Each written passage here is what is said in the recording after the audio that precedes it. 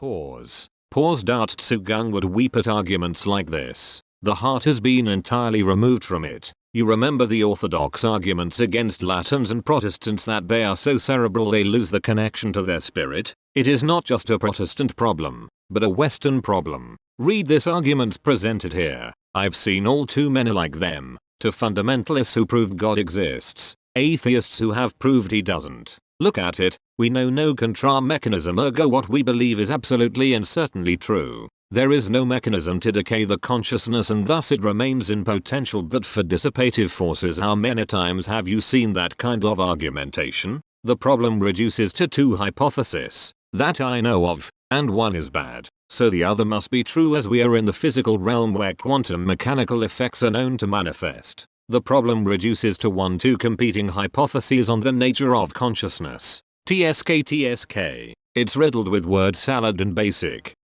fallacies. You see, this is how Westerners use their corrupted rationalizations to construct all manner of nonsense. Gandalf, what you posted has nothing whatsoever to do with Vedic truths, and no yogi nor proper monk would give it any more than a polite nod, if they didn't disagree with it outright. This is just some Westerner trying to imitate things that are outside their grasp. But you know what really kicks the issue? Even if the proofs were solid, it would do nothing to deal with the issues facing reincarnation. If you ate a turkey, the matter that constitutes the turkey is now part of you. That does not make you a reincarnation of the turkey. Even if you did prove some kind of persistent conscious energy, you still have all the fundamental problems of reincarnation. That energy, or even that consciousness, could in any meaningful sense still be you. You know the problem of identity ideation, and you know that if you were a bird you would eat worms and know nothing politics of monarchism nor in any other meaningful way be you. That's why you're deflecting with proofs rather than talking shop about the philosophy of reincarnation.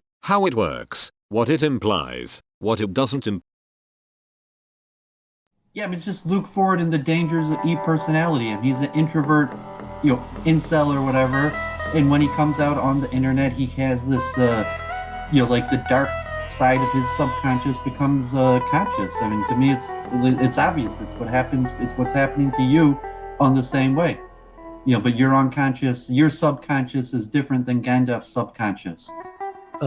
Logic and science dictate that not only consciousness doesn't exist, consciousness is in fact scientifically impossible.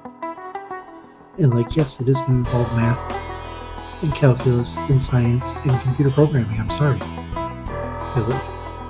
And have different implications of the process. What's the connection between the levels of a person's soul and how it reincarnates? But I'm not going to spur on the issue because I'm not a woman. It's not my issue. About how one day you're going to fulfill the Canadian dream or the American dream. So you watch Seinfeld and say, I could do it.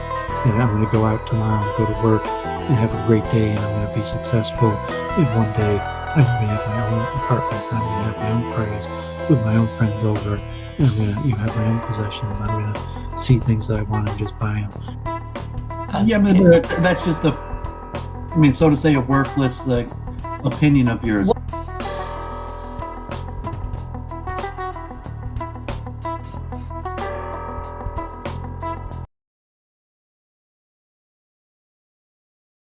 And there is something I have the power to do and wipe out all this in a blip. I'm not going to do it, never did it, but it's just so tempting after this has all gotten so intense here. I have perused Ms. Schaff's profile for a little bit because she seemed to be something like a guru for my friend Gandalf. It is some religion you got yourself there, but I doubt that you're talking about quantum this and meter that will really convince much. I mean, I am pretty good at bullshitting my way through academia. And when I was in high school I took theoretical physics classes in the uni, and read all about elemental particles, etc. I can get into the groove, and in fact was all spiritual, mixing that exciting quantum tunnel effect with Hegel's phenomenology of the mind spirit and his logic also. I had a blast. But ultimately today, I think it must allow the challenge of being called mental masturbation. I'm not an authoritarian by any stretch and I like people put down their theory from scratch. But, when it comes to all that physics, religion, I would wonder what sort of down-to-earth education you have in this field, because there is one thing to read popular books about it and get an idea, and another to really breathe us through all the hard math that comes along with it. When a religious guru throws around these concepts, I become skeptical. Sorry. Hello and welcome back to Week in Review with the one and only Doooovid. I am very happy to be here tonight for what I'm sure will be an interesting discussion on several topics that are sort of crescendoing simultaneously these past few years, but it seems to be happening at an accelerated pace now because we had that Reynolds sorry, the name escapes me. The fluid modeling, remember, that was super accurate for very little training data, that came out, and then we had this photonic AI come out of China. So anyway, great week. Thanks everyone for joining. Nice to see the participation in the chat. Oh yeah, and the exploded Elon Musk. So I guess turns out rocket science is actually pretty hard. 8 miles. And somehow we're going to Mars in a couple years. But anyway, without further ado, I will hand the floor over to my gracious co-host, Doooovid, for the introduction. Hey, happy Hanukkah, everybody. Actually, I didn't light my Hanukkah candles yet. So maybe if it's all right, I'll light the Hanukkah candles right now for Week in Review. If that was one heck of a ladder. Okay, so that's okay. So give me 1 second. Yeah, that was one heck of a ladder at Doooovid's festival for Hanukkah that he went to there. I don't know if anybody tuned into his live stream earlier, but yeah, there was quite the ladder. I wanted to open up the show with a happy Hanukkah, but I forget. And like I thought earlier when I was going to light my candles that I'd light the candles on the show because, why not? It's Hanukkah. Bless the Hanukkah candles. But then I forgot, and we started the show, and then I said happy Hanukkah. I was like, oh, I forgot. So let me say the blessings, and I'll light the candle, and we'll have a happy Hanukkah.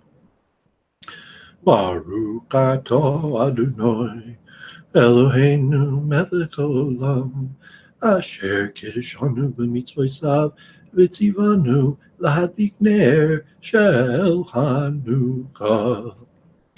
Baruch atah Adonai Eloheinu melech haolam she'asa nisim lavoseinu bayamim mohem b'zman hazeh. So, Jennifer, if you want to talk a minute while I light this. Hello. Nice to see everybody in the chat. I don't know what to say because, I usually just riff off of what Tonight is the fourth night. So, I can just, let me see here what I can do in the meantime. Yep. It's one heck of an advanced system we got here. Are you back, Doooovid? Or you still need some time? No, that's great. So if people could see the candles in the background, that's great. So if people could enjoy Hanukkah. And actually, it's all right. I'm going to do another quick chant, and it was the same one from the same tune from the same mantra from last week, and I had forgotten another Rebbe that had his own unique tune to this famous mantra. And this comes from basically the first rabbi to establish himself in Germany, close to 1,000 years ago, and pious people in Jerusalem chant this prayer, the Azbiom Hashvi. And I mentioned, last week, the repeating the tune, the Hativoisu Miyawai Larisha Wainim Kein Seitiv Gam Vakronim Tivoi Sumia Vavoi Dovarishoinim Kein Seitiv Gam Vakronim. And so that tune going like 10 minutes, and then even expand and chanting that mantra again and again up to the last verse.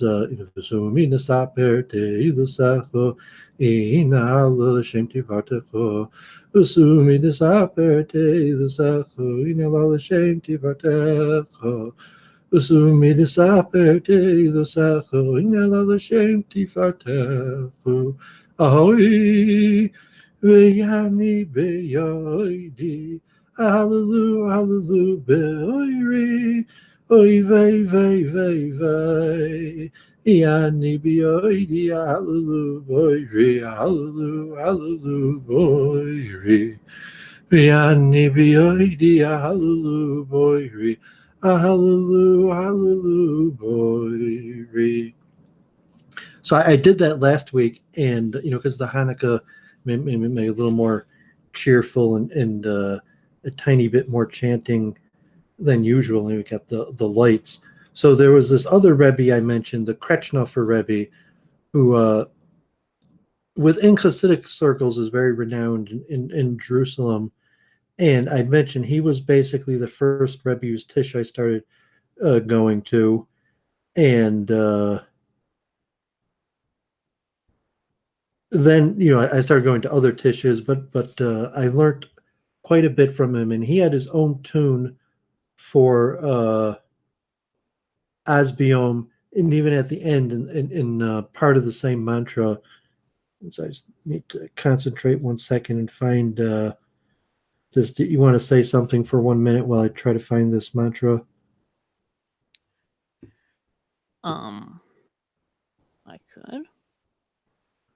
I could also get Gandalf to say something, because I've got his. It's a pre-Christian idea, and also the idea of a sun god, of course, a son of the sun sort of god. And all this shit had worked into Christianity, I mean, who was Jesus? What do we know about what actually happened with him, right? When then there they are, 100, 200 years later, they're just starting to, Paul and whoever just starting to formulate this crazy shit. They're just bringing in together all kinds of supposition and stuff. And then when they finally get around to writing the Bible in Greek, right, the first time, these are all true believing Christians, and they get to the lacunae, the gaps, and they say, well, what would God have Well, I said? can't find it. But the last line, believe, and there's so much instead of combining the two lines with this ani.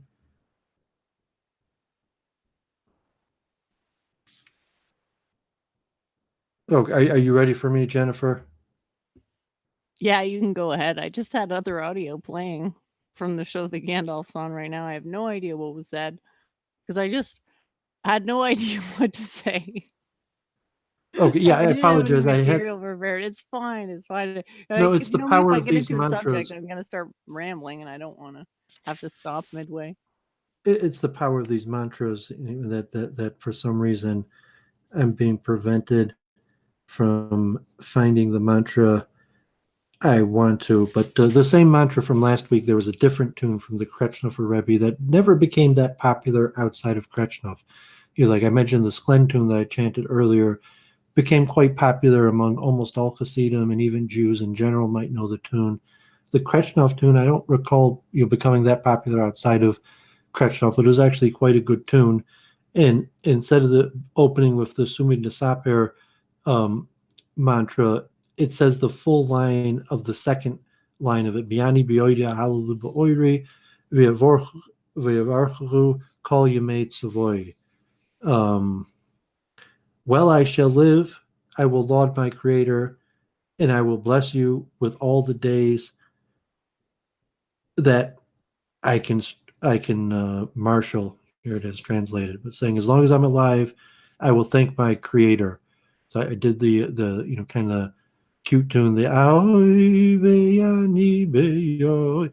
So this was the Kretschnov tune. Yani Beyoidi Yahalu Boyri hallelujah. Ani bioidi, hallelujah.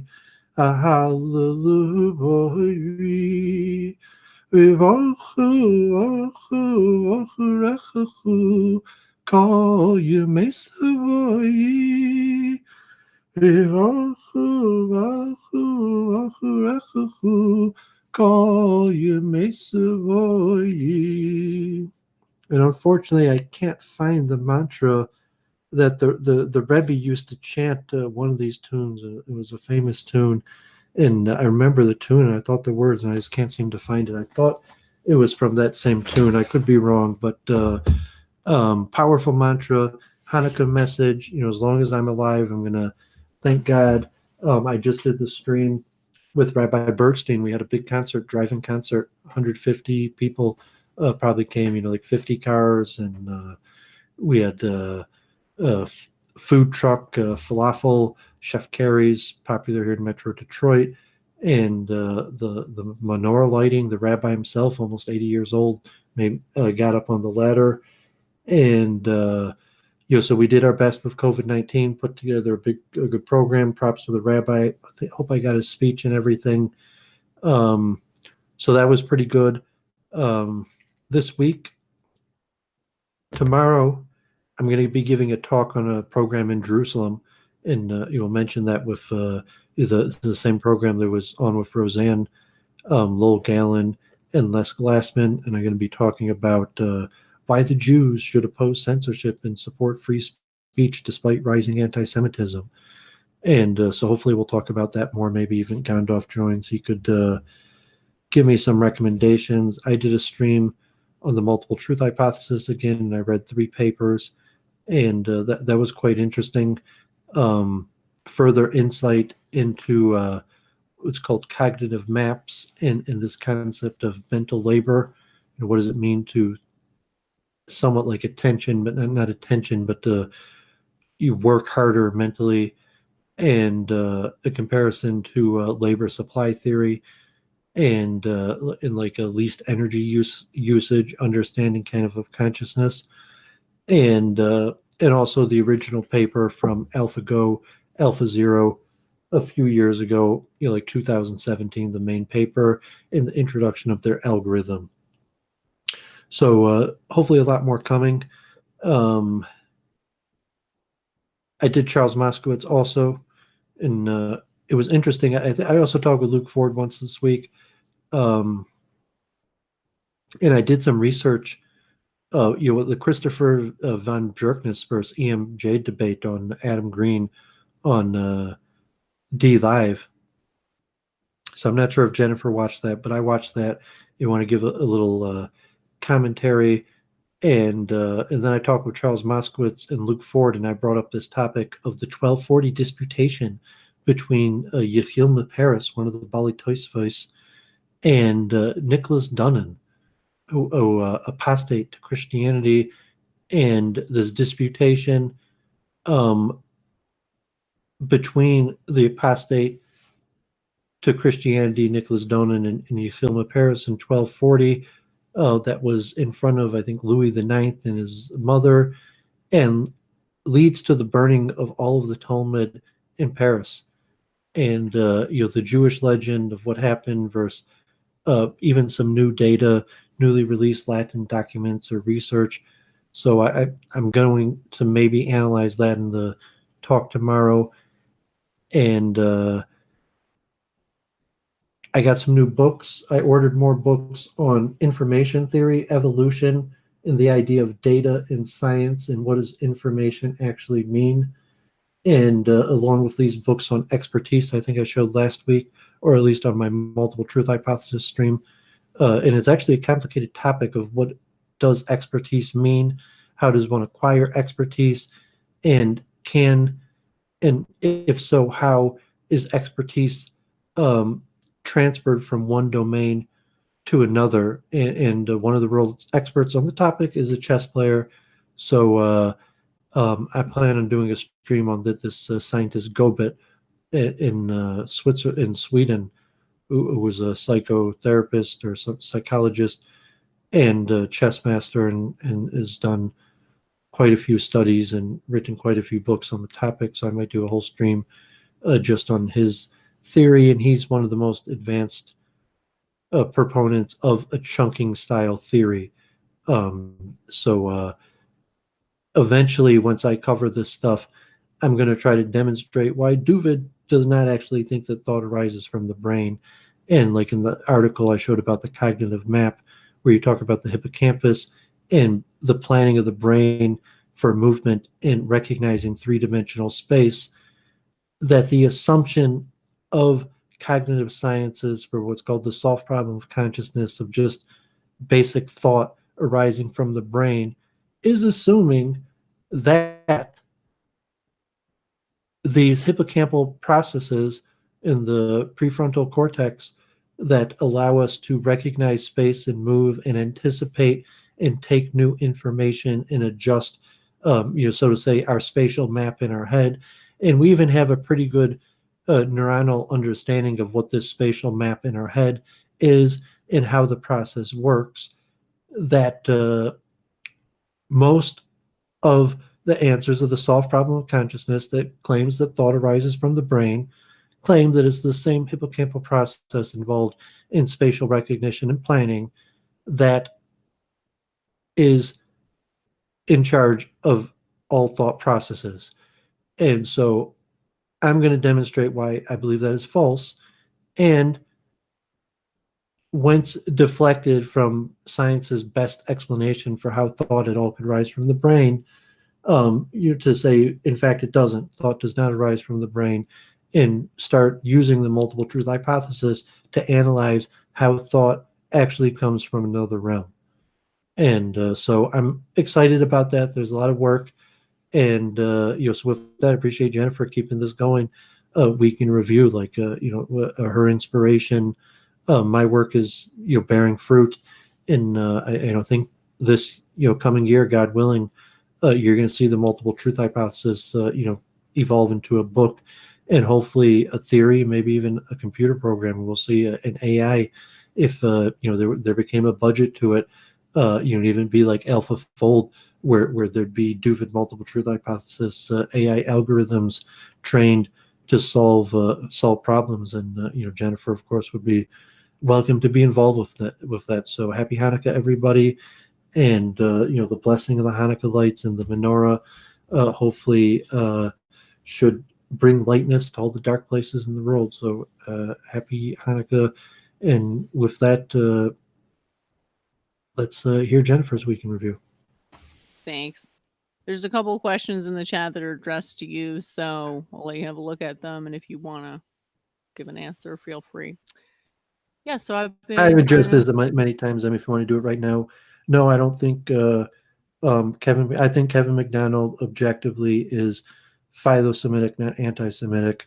His theories could be used to support anti-Semitic, but even his theories, generally are even philo-Semitic. But just the nature that there's group conflict between Jews and non-Jews could be something that your average Jew would want to push back on. So like, no, there's no group conflict between, or even that there's a collective Jewish unity, that there's reason why Jews would want to push back on that and even claim that it's anti-Semitic. And graded stages, how do I view God?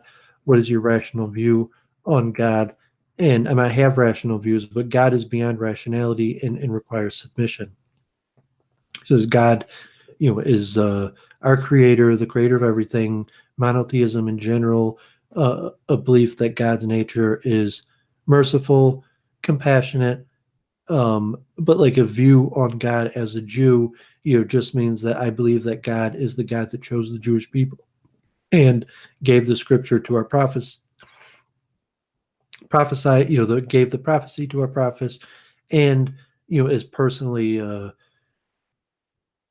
the God of the Jews, so that when I do my Jewish prayers, like it's Hanukkah, and I believe that there is, so to say, a God of the Jews that is going to change the karma of the world because I did this ritual. So it's not like I just lit a few candles, but I did a process that, if the Jewish religion is true, actually, changes the fundamental nature of reality in some way that is beyond the understanding of humans. Although we have Kabbalah and traditions from the sages, or could garner some understanding of how these processes could work. How could it be that just lighting a few candles could karmatically alter the state of our being? There's someone in the chat called Brett that I've talked to before. He's cool. He wanted to come on. Is that okay? Yeah, that's fine. I didn't mean to get too sidetracked from your week in review. Yeah, I mean, you could even bring in right on away, but I just my week in review is the same as always. I'm just interested in discussing all the concepts individually that I've been thinking about all week, which were watch the Kevin McDonald, sorry. EMJ versus Bjerknes debate 6 times, trying to get a handle on what the guy was even saying. Because I was like, how is it possible for Satan to be the guardian angel of the Gentiles if he's always doing solids for the Jews? And I really didn't get it. So maybe we could sort of go over that. I don't know if I sent this to you, but yeah, you did. You even mapped it out. Yeah, I mean, if you want to do that first. What do you call that again? A flow? You said flow. Yeah, flow diagram. Whatever. I was like, okay, I'll do that. And then I was like, oh my god, I need a piece of paper twice as big as this to finish this job. So that didn't end in a neatly piled flowing diagram. It's just a mishmash at this point. Did you want to say your week in review before we get into this? Yeah, this is my week in review, is just thinking about this stuff over and over and over again. So thinking about machine learning and that debate, and that's about all. I watched a video that Arval did out of interest, and it didn't really have much in it that I wanted to comment on, but I was happy that I read a bit about Platonism and sort of figured out a way to link it up with my quantum mechanical system right now, where I can just reference the monad or the demiurge, sort of slot my knowledge into that one and be a Platonist if I so choose. Obviously, I'm an entropist above all else. So that's really about it. I mean, I didn't want to take a huge amount of time. I just wanted to sort of tease out the ideas, maybe individually. And I don't really care in what order, but I wanted to know if it was cool if I brought that guy on right now. If he wants to come on, he said he would. I have no idea if he'll actually show up, but. Okay, I mean, you know me, I don't mind giving the people a try or hearing people out. Yeah, I think he's a bit of a Maya body, so we'll have to see how it goes. Okay, yeah, I mean, we don't have to waste a bunch of time if it's not if there's nothing productive to come out of it. But might as well give it a try. He says he's ready. Cool. Yeah. You want to show the pictures before on? You want to Facebook show the pictures of my concert earlier? Oh, sure. I just need a minute to set that up. So, yeah, we rented out a place called the Franklin Cider Mill, which is in a suburb. It's a cider mill. They sell things area. Yes. Hello, sir. Yes. You want to show the pictures before on? Yes. You want to Facebook? Okay, yeah, we have our guests. I was just going to have Jennifer show some pictures. We had a concert earlier today. Right, you need to turn your microphone on. We rented out. Okay, sorry. Okay, hold on. Yeah, you can't be watching the show. It's okay. Wait, hold up. Let me get my headphones on. Let me get my headphones. Sorry about that, Doovid. Okay, yeah, I guess you gotta figure his tech out. Okay, 1 sec. Just plug video playing in the background causes echo. Yes. Headphones are in now. Yep. Okay, Brett. Show them you two know each other. Yeah. Oh, It he looks just like dropped. he left the meeting. Anyway, back to where you were. There was a lag. Okay, you okay there? Yes, yes. I think there's a strong lag. You can't hear what we're saying right now? I can hear you now. Can you hear me? Yeah, I don't think there's Can I any do lag. video? Can you see my video? Yeah. Yeah, and we so, see you. So can the audience. You just can't watch the video I simultaneously. got it. With Got it. them. Hello. I got it. Got it. Okay, great. Yes, welcome. Well, Or welcome yes. to. Yes. Yes. Thank you. I'm watching the. I can hear. Do you still have the video open, perhaps? Hold on. In another window? Because then you're going to be What is hearing it? then you're going to hear everything we said, like 30 seconds later. Got it. Got it. Got it. Yes. So I'm not a Mayavadi. I was sort of struggling to describe you. I know we kind of disagree on theology, so It's why don't okay. you go ahead Maybe and there's a describe point of yourself? agreement. There's probably a lot of more agreement than we can imagine. Yes. Well, we're both carbon-based life forms, that's for sure. But yeah, why don't you go ahead and tell us, what brought you to be interested in the sorts of things that we discuss? Yeah, sure. I'm a mystic, first and foremost. So before any theory, I'm primarily a mystic. So that's and then everything I try to do, it's kind of a retroactive process for me, which follows subsequent to my mysticism. So that's kind of my informal process, but yeah, I don't think I mean, to some extent, I like you said, am a Mayavadi, but I think it's more than that because I think of myself on the mystic path. I'm not sure if I don't worship Maya. Actually, I don't worship the. I'm looking into panentheism, which is cool. The best of science and the best of religion. But does that have anything to do with the recent debate with Bjerknes and E. Michael Jones? Because he did make a mention of panentheism, or is this? I hadn't. Yeah, I didn't hear that debate, but I did see that on your flow chart you had written Gaian panentheism. Oh yeah, we actually had that convo some time ago where we're trying to decide if pantheism or panentheism were the same thing. Oh, definitely not. I've been researching it the last 2 days, obsessively. So. I don't know that there's any actual concrete answers on that. Yeah, I can just give a definition if it coincides with his definition or your definition. My definition of what exactly? The panentheism in this case. Oh, well, yeah, I was just trying to give it I mean, it all depends on your definitions of space and time, right?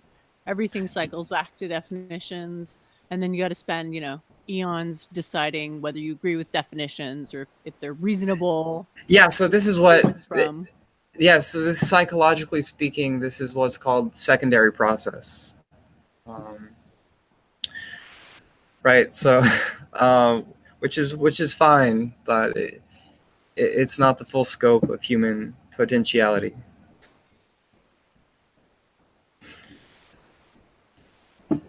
But I would rather be meditating on God's covenant with the species, the human species. But yeah, since we're here, we are convening and we are ourselves communicating with that second person, I, thou, as per Martin Buber. Our person-to-person connection is an emanation of spirit to some extent. But okay, I wanted to say something. I wanted to define panentheism so that you can compare my definition, so you can possibly extract a higher definition or synthesize.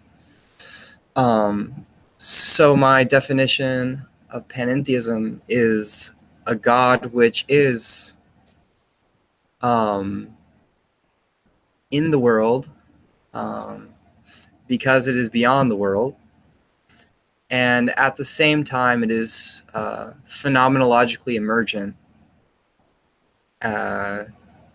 So that's that's a definition of God as transcendent, fully transcendent, but also fully emergent. Okay, so And God, in the panentheistic view, God is inside and outside the universe. yes, exactly, correct. That would be correct. So Maya body. So what? Say again. So that's Maya body. Everything is God. No. This is a reconciliation of Brahman and the higher form of Brahman Atman and the lower form of the Mano Vijnana in Buddhism. So the highest, the scientific, right? The how do you say Shakti and Shiva, right? So I don't usually talk about Shakti and Shiva because when I say stuff like that, nobody knows what the hell I'm talking about. yes, yeah, right. Well, Shiva is the creator, the transcendent, and I know you can attach words to it, but I just don't really feel like the karmas are there for people to relate to this deity. yeah. So I mean, it's your discussion group or your YouTube channel. Not sure how well aware people are of God's transcendence or his immanence. Well, I mean, I think people have their own ideas about God, and it's largely a subjective concept. Yes, but I believe there. All the I think that all the axiomatizations that include God seem to fail when they run up against science. I think science is an axiom that fails when it comes to. Well, science is not an axiom; it's a method. Well, if you say it's not an axiom, then what is it? What is a method? You can't play fast and loose with an idea like axioms, because already you have something like definitions, which are kind of axioms, but also kind of not axioms if you look at it from a strictly Boolean perspective.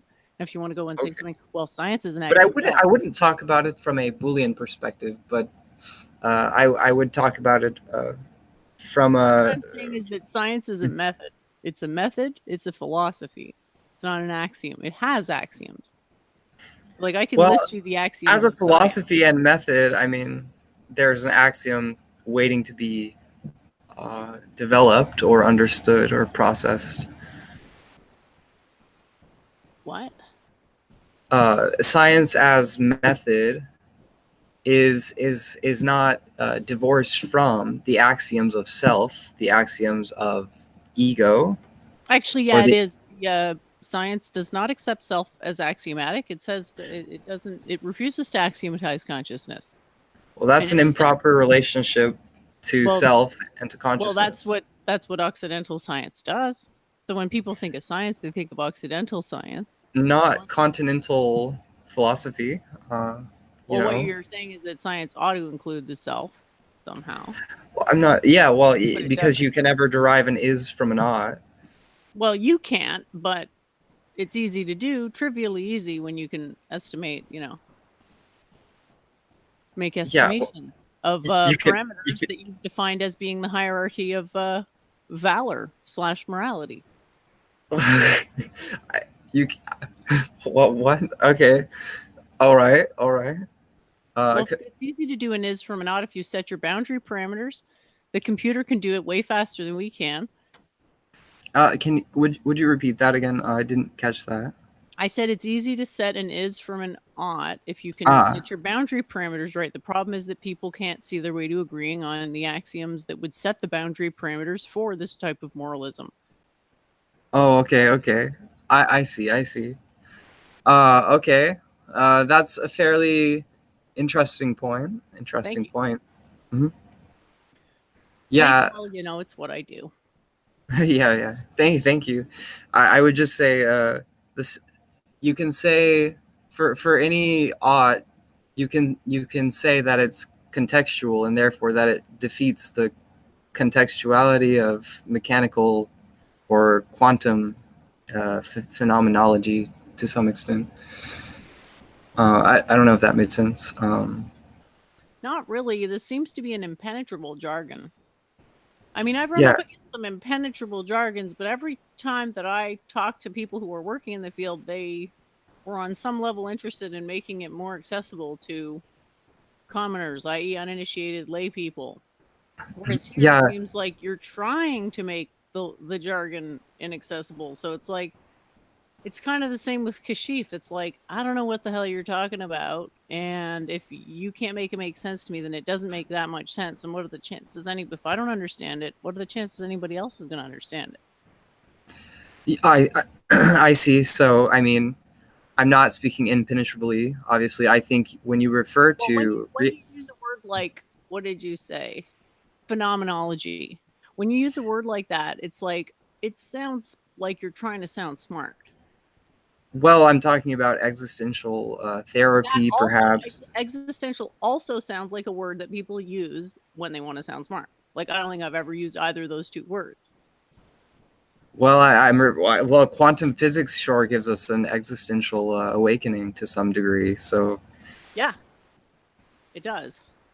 It's awesome. So that's what I'm saying. Quantum physics, science is impenetrable at this point, right? It's not that my words are vague. Well, do you want to make it less impenetrable? Like, that's kind of part of what we do here, is try to make these concepts accessible to people who are uninitiated. So we try to make the concepts accessible. And yeah, use a word like phenomenology or whatever the other word was. It's like, I can't really follow that line of logic. Yeah, sure. If you're not open to that, I mean. Well, why would I be? You'd have to have something that I coveted. I covet nothing. Okay. The only thing I may possibly covet would be a better argument, right? A more accurate understanding of reality. Yeah, but to what extent does argumentation? I mean, where does that lead? I'm curious. Where does argumentation go? Gee, I wonder. Possibly a better understanding, interesting BTFOs. Oh yeah, okay. It's more of a sporting type of exchange rather. Well, I mean, to me, saying big words to sound smart is like smelling your own farts. It's like, it's not really fun, let alone doing it in the company of other people. Yeah. Oh. Okay. Well, let's not use highly inflected terms. Well, now you're saying an ought from an is, and it's like, why, bro? It's the power of the Hanukkah candles, like Hanukkah celebrating the battle of the Jews over the Greeks. So, it's bringing out that dialectical, rhetorical warrior in Jennifer. Yes. I'm there with it. I can sense into that energy. Yeah, that archetype. So, you watch Week in Review. What's your streaming presence? Do we know you, or do we know people that you know, or just you not familiar with the show and just wanted to come on and share your perspective? Yeah, just here to share and hopefully to learn. And have you watched the show before? I've seen it. Yes, I have seen it. But yes. But I'm not. I discovered Jennifer through the Integral Global. There's a Facebook group, right? No, you added me to that group, dude. Oh, really? I added you. You discovered me in the group that you added me to? That's weird, dude. What? Dude, No, I no, think so. that's what I'm saying. I didn't meet. How did I meet you? I don't even know how I met you. Are you sure it wasn't through Kashif? No, it couldn't have been. Okay. Maybe it Okay. was another one of those groups. Like, people just add me to groups because there's bullies in the groups and they want me to eternally own them. Wait, so you're saying you and Jennifer are already Facebook friends? You got know each other a while and have already been Facebook friends? Yeah, I thought we met on a group, but I don't know how we met then. Okay. And did you want to share any biographical or educational background for the 20 or so people watching, and then maybe Doovid could try to pull what your area of expertise is, and maybe ask you your opinions on some of the main topics we discuss on this show. Okay. Yeah, sure. So I'll just introduce and then just ask about what If you want to topics protect are. your personal information, that's fine. I mean, this is YouTube. We do get some trolls, so Yeah. but God so whatever personal information you want to give, or if you're not comfortable, you don't have to give your name or location, but more your educational, spirituals, so people could put a little understanding of where your ideas come from, or how you grew up, how you were trained. Yeah. So yeah, great question. Great. I'm. So my name. I won't say my name, but I will say that my training, my background, is as a. It's really like you're a Jewish practitioner. So and it's Hanukkah, so you're celebrating Hanukkah, and but as a Buddhist, a practitioner of Buddhism, I tend to have other practices, and Are you saying you're a Buddhist? Well, I mean, yes. were you raised a Buddhist by your parents, or did you convert to Buddhism? So yeah, exactly. Great. Yes, great question. So I did convert to Buddhism. Did you want to say from what? Yes, from Christianity, from atheism to Buddhism.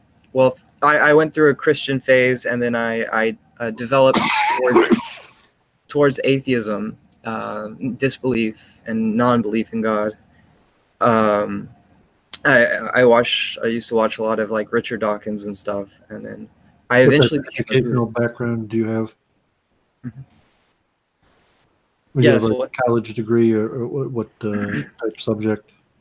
Well, my main research is in Buddhist theory, and Not within the university though, or so you went to university and got a degree in Buddhist studies? not at all. I've read an enormous amount of Buddhist literature. And do you have like a guru that people would have heard of, or a teacher that you want to mention, or? Yeah, I follow the Dalai Lama and his school, and if you've heard of the Dalai Lama, The current Dalai Lama. Yes, I guess there's different Dalai Lamas, but yes, the current Dalai Lama. And the guy from the integral thing. Ken Wilber, yeah, and Lama Ole, and the 16th Karmapa. I follow Yogananda from Hinduism. what's your science background? How far did you continue your science education? I'm not very highly scientifically educated, but yeah. Like calculus, did you take calculus? No, I didn't. I've only gotten to Algebra 2, I think. Okay, well, that's fine, but I mean, there are some deeper spiritual concepts that are kind of parallel to calculus. So, Yeah. do you have Sure. you have a unique outlook, or are you saying you're falling into a generic Buddhist path, or you're putting together your own insights, or you have your own theories you're pushing forward? Are you saying like you're just a generic Buddhist? Yeah, so I would like to say I'm generic in a sense, but I'm also a mystic I also see myself as somewhat of a Buddhist mystic, but since I believe I believe that I follow Hinduism and also I follow Buddhism, so I'm kind of What do you mean you in. follow? I'm saying you chant. You're vegetarian. You say mantras. You have statues. Well, yes, I follow Yogananda, the Hindu guru Yogananda, as well as Lord Buddha, as You have an well. altar set up in your house I pray to Yogananda and in an altar form, or just a yoga in terms of yoga, because yoga is interior to the consciousness of of one's beingness. So I pray to the Hindu master Yogananda when I'm in trouble or in a time of difficulty. very interesting. I mean, do you chant Hare Krishna also? Um, yes. Well, I've recently taken to Krishna, although I'm not much vested. Interesting. But did you answer? Do you have an altar set up in your house? Actually, I have. Yes, you can. If you can see, I have various Hindu deities. Cool. Yeah. Thank you. So that, yes, and my Buddhist flags and Hindu deities. Yeah. And is there any mantras that you chant regularly, or preferred mantras? Yeah. I prefer. I just love to think about Buddha, Shakyamuni Buddha, the Lord Buddha, and his attainment of enlightenment. I just think about how awesome enlightenment is, and that pretty much sustains my devotional practice. You know. Pure, like impersonal meditation, or in mantra form, where you actually say a mantra like Nam Mringa Cheng, or Hare Krishna, or you're saying a pure mental speculation, or some sort of attachment that doesn't involve a mantra? Yes, well, there's a mantra, the Shakyamuni's mantra, Shakyamuni Soha or something. I forget the precise wording of it, but um, I I forgot them. I have many mantra. So I mean, you say you don't have them memorized to spit them out, like on the spot, but like a pop quiz. But you have mantras that you say. Yes, and I do ritual mantras in large practices called sadhanas. I'm not sure if you're aware of those. Yeah, we know Yeah, sadhanas. sadhanas. Yeah, I mean, I'd even chant with, if you knew like bhajan, I'd even chant with you right now. But yeah. I don't know too much about bhajans, but as yeah. and I mean, so you don't have like a formal expert education to put your theories or ideas into, like academic language. But yeah, are you familiar with the hard problem of consciousness, or do you have thoughts on, where does consciousness arise from, the nature of the soul, what happens to the soul after death, like reincarnation, Yeah. dual, what we call dualism, or if you even know the Sanskrit terms like Advaita, or the, Right. whatever the technical Buddhist, Hindu, Sanskrit terminology for these schools of philosophy are. Right. Yes, I really I'm studying currently. I'm reading an entire encyclopedia, philosophy encyclopedia. Excuse me.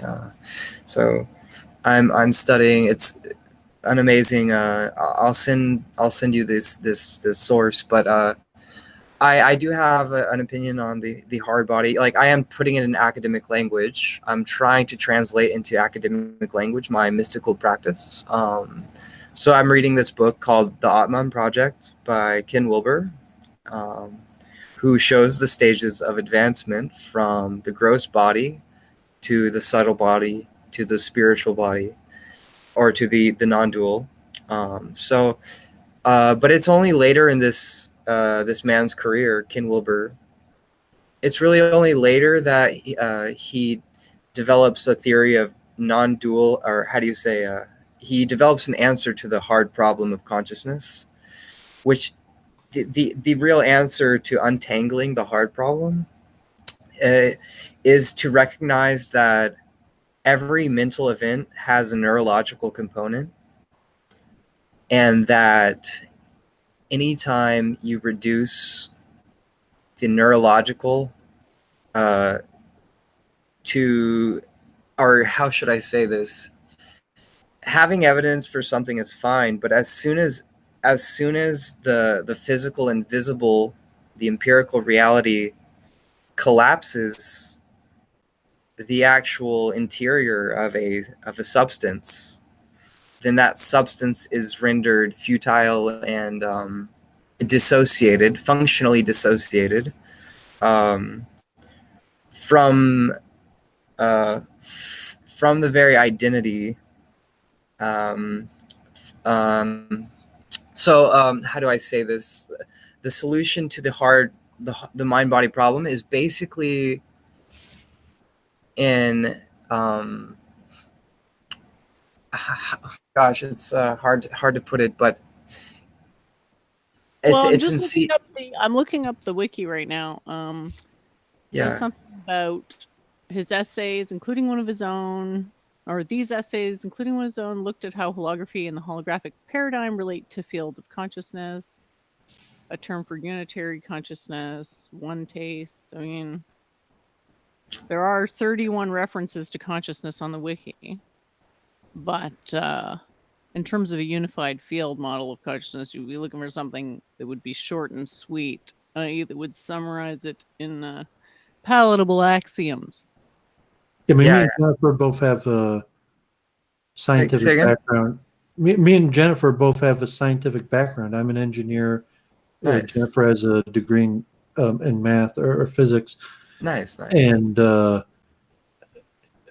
we're trying to solve the hard problem, mind body problem, more scientifically recognizable way. Although we both, you could classify both me and Jennifer as Hindus, and school students of the Vedas and the Acharyas. But definitely our approach is more scientific. But as long as you're thinking about these questions, even if you're not the one to take a scientific approach, but you're educating yourself, you're reading, you're meditating, you're chanting, you're thinking about the right questions. I mean, we're glad you came. We're glad you found We Can Review and came on.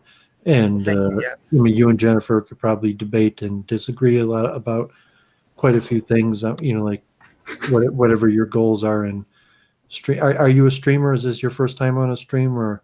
Yes, this is my first time on a stream before. Yes. Yeah, exactly. So we'll help you out if you want to become a streamer. That's why we have We Can Review. Me and Jennifer team up because we have enough common similar interests that we decided to do a weekly show. And it's advancing. We help advance each other's research and talk to each other's friends or people who reach out. So definitely you're thinking about some of the same questions and have some of the same leanings as us. And if you wanted to, especially now with COVID-19 or wherever you're at, if it's likely that's going to be extended, but if not, just to advance your ideas, that you're probably better off streaming, or streaming is. I would love to start collaborating, streaming, and people all over the world who have similar ideas. And me and Jennifer have been at this for a few years and built up a network. So I mean, Jennifer from Facebook, but. So what do you got to show us here? So I wanted to show you something here. Huh? Say again. Is that Jennifer to full screen them? Yes. It's a bit tough to do that. I will see if I think I could probably just. Oh boy, I gotta go to layout. Okay, yeah, I got it now. People need to see the rocket crash again and again and again. And it's like, no, we want to see this man's diagram. Yeah. Thank you. Go ahead. You're pinned to the screen now, so it'll just be no matter who's talking.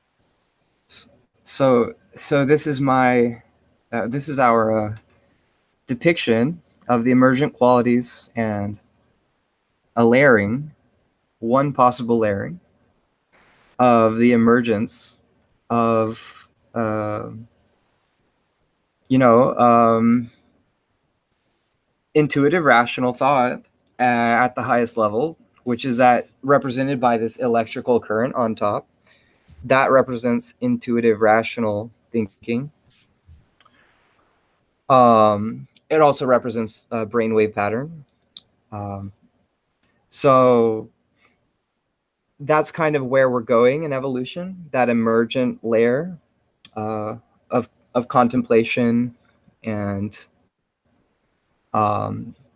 so we start from the very bottom here. This is kind of like a what's called a holon, or a sub-particle. And then at the level of habit, we have atoms forming habits.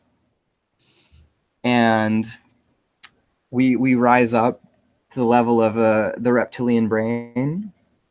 And at this point right here, in the middle, here, right here, it's a reptilian consciousness, kind of what's called impulse. And then we rise to the cortex here, which is emotion and image, emotion dash image. And here we come to the neocortex. So, which, yes, that's pretty much it. And then, you know, the most emergent layer of consciousness up here, right? So, yeah, there's several layers intervening between the neocortex and the emergent layer of mystic kind of awareness. So, yeah, that's kind of my system, my galaxy of brain consciousness. So how'd you think of it? Yeah, how what do you mean? I just Did mean, you derive this from what was introspection? what was your process of deduction that led you to make that? I was just contemplating the layers of human emergence over time and history and vast spans of historical events and eventology. And so yeah, that's it. I just thought it was, you know, it would be beautiful. I was drawing it for I was diagramming this for my brother, whose name is John. He's a chess kind of expert. And yeah, so I was trying to help him see this kind of the integrated form of everything, and how the neocortex sits atop and integrates all the way back to the subatomic particle. So the neocortex really integrates all the way down.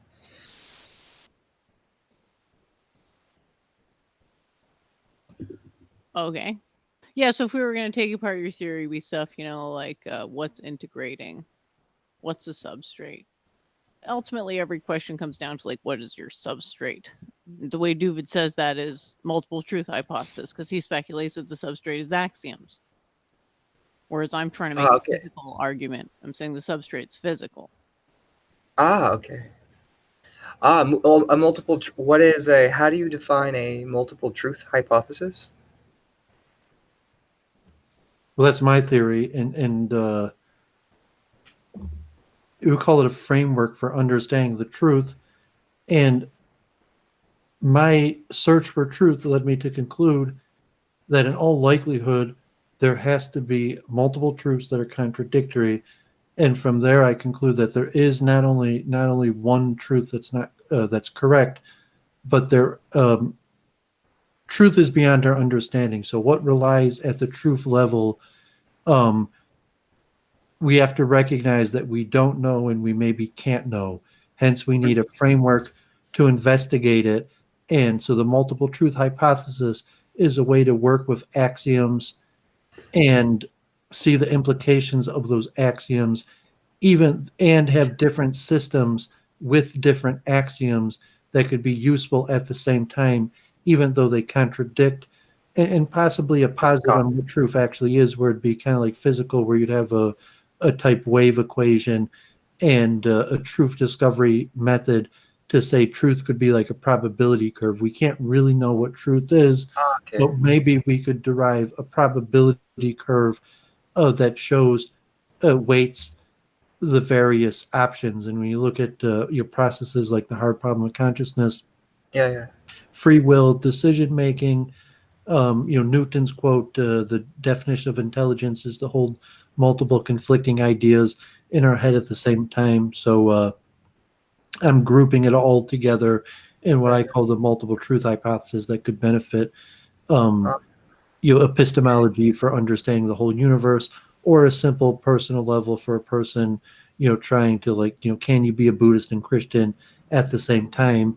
And you say, well, maybe there are axioms that contradict, but like, well, you could still make predictions and have probabilities with a person who is working with conflicting axioms.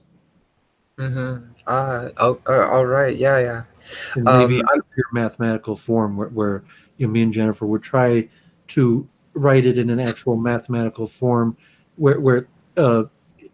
possibly even solve the hard problem of consciousness, but to try to give numbers and statistics and an insight to a person who was trying to understand that there's opposing forces that make opposing predictions and have contradicting axioms, and in order to understand the truth, you have to work with these opposing systems at the same time to have any hope of getting at what the actual truth is. Okay. So it's a kind of a meta epistemology, a kind of a high order meta epistemology, if you will. That makes sense. Yeah, Not and sure. I'm going to try to put it in like an equation form that would be kind of like an algorithmic um, function similar to um, reinforcement learning, machine learning algorithms, and in theory, hopefully, that equation would be able to be expanded or derivative to other things. But I haven't came to me Right. that equation form yet. But so I'm continuing to research and analyze the various truth discovery, like from a computer perspective, like AlphaFold, or what would happen if you tried to program a computer to discover the truth. And we do that within controlled conditions, like you mentioned, chess, AlphaFold, AlphaZero, where within the confines of chess and the rules of chess Mm, and what it is to win at chess, the computer can't solve chess, but it could perform better than any human. In the same way, the computer couldn't solve necessarily protein folding, but it solved it close enough that you could say that the computer is predicting the 3D structural model exceptionally well. And to extrapolate that, what happens when you could program the computer to, kind of to understand what's the truth of all the questions, and how would the computer algorithm go about that, as opposed to I see. human thought, when me and use Uh-huh. introspection or the sages. If you looked at it like, well, what if we had a really, really powerful algorithm in a really, really powerful computer and ran that, what would the truth that computer came up with look like? Mm-hmm. I see. So that's okay. Yes, that thank you. That's very good. And Very I mean, Jennifer has her quantum mind theory, and we didn't even get to your opinions on reincarnation, but that's what keeps this show going, is the overlap of interest and me advancing my theories that I collectively put under multiple truth hypothesis. But both, me, Jennifer, Gandalf now joining us, generally have a vast curiosity about all subjects.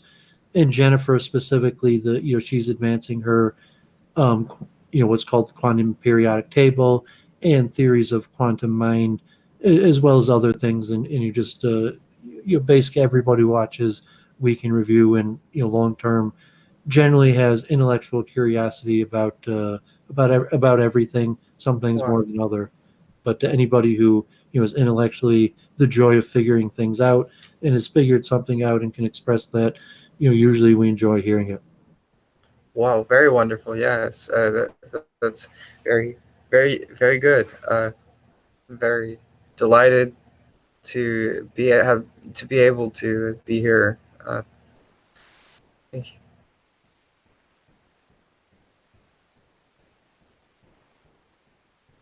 And You can if stick around and there is We're like as you continuing the start streaming. conversation that's been going on for weeks about like some pretty heady topics. So like neural nets, artificial intelligence, stuff like that. So you're welcome to hang out and interject if you have questions or commentary, but also like feel free to peace out basically. And it's totally up to you. We're trying to set up like a chill vibe of encouraging people to learn and such. cool. Okay, great. Yeah. This one's week in review also, so we're like if you wanted to stream, we'd help you set up and schedule stream, and like Jennifer might even help you with your technology if you don't know how to do it, how to Yeah. go about it, and then organizing and timing it, so that you could make your own YouTube page if you don't have one, and promote a topic like you're going to have this guest and speak about this topic, and so we can review. We like to Oh, nice. That have would be regular guests, recurring guests, new guests that are interested in streaming, from people brand new to it, to walking them through it, to people bigger than us that you even have bigger channels and content, and then also reviewing other streamers. So maybe before we turn to Gandalf, if you want to, for week in reviewness and for the sake of the audience, say what type of content or YouTube programs, like who do you watch, who do you enjoy? I mean, we're science bent, so like Lex Friedman, Stephen Wolfram, some of the alt-right type people like Jean-Francis Greppi, yes. Smaller people that only people in this sphere, like Gandalf was just on a guy named Dennis Dale that it's unlikely you would have heard of, but he's got a nice channel. So if you want to pop off a few names, please do. Okay, there's a great YouTube channel called Simulation. I'm not sure if you're aware of this. This man produces extremely high quality. Like he's interviewed Andrew Yang, and but he's not very. He has 72,000 subscribers. But his content, his quality, the quality is absolutely amazing, and it involves artificial intelligence all the way to cosmic consciousness, and it's pretty juicy stuff. Simulation.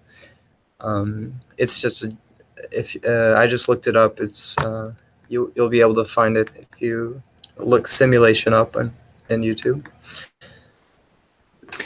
It's very interesting you mentioned Andrew Yang. I just had to say that I had met Church of Entropy, and I think she remembered for about 2 months I was really into Andrew Yang. Do you remember that, Jen?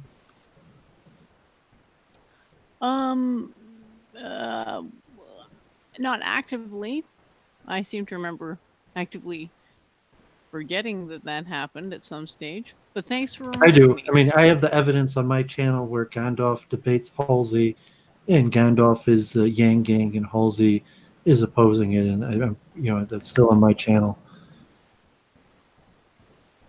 Yeah, that was pretty classic material of when I was kind of new to this, and I don't know. I loved his little saying, Brett. I still, I mean, I hate most of his policies now, looking back. But, I still loved his little hat with math. The idea that we also love debate here. So if you're into debate, we'll debate a little bit here, but like people who like to debate will organize and structure, formal debates on topics where we could find people that are on opposite sides of issues. Wow, I see. Okay.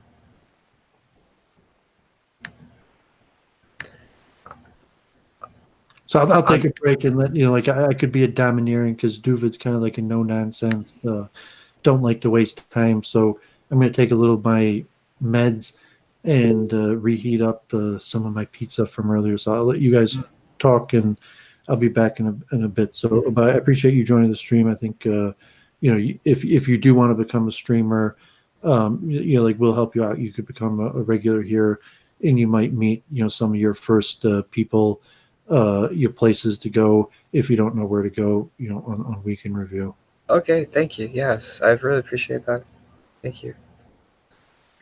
Oh, it's a pleasure to meet you. I've enjoyed listening to this conversation for the last, I don't know, 30, 40 minutes or so.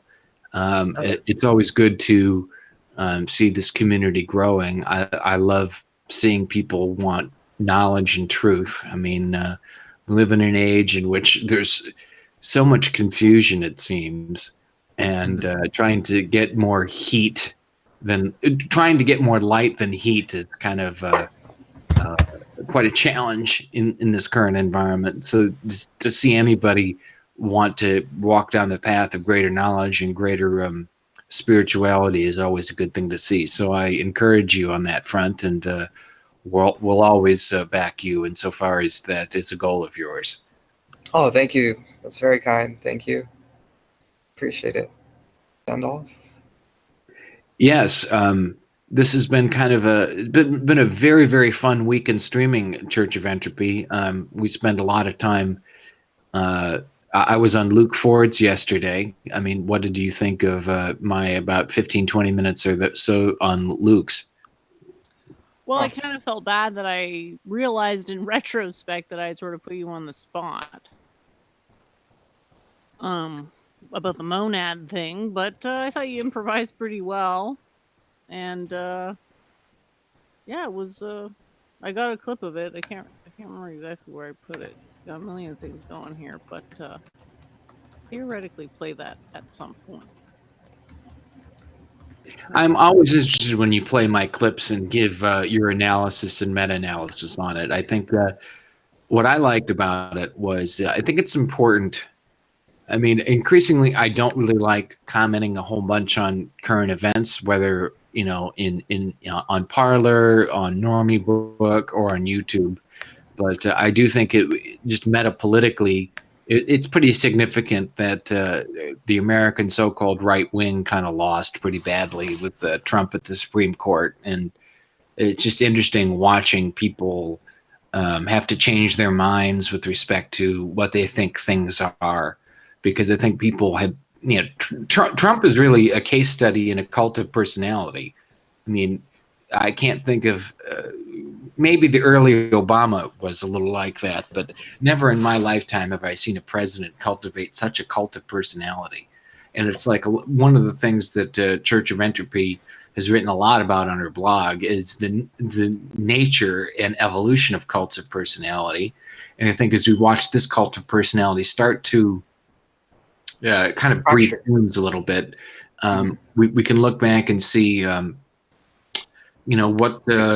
Church of Entropy's observations, how they apply to the Trump era, and I'm wondering, what you think your own insights into that you mean for this kind of whole era. Right. Were you asking me, sir? I meant to ask Church of Entropy, but you feel free to chime in too. I'm interested in your thoughts. I had seen Church of Entropy's on her website. I had seen her attempt to do yoga on campus, only to meet opposition by I don't know, the campus. Mm-hmm. Yes, who? I said losers. Losers, yes, because politically inclined losers. So I think really? the culture. Mm-hmm. That's how you heard about me? Dang. That's I looked at your blog and I found out I found that out, about you. So it made me curious and like, wow, you're pretty much a badass. That makes you a badass in my book,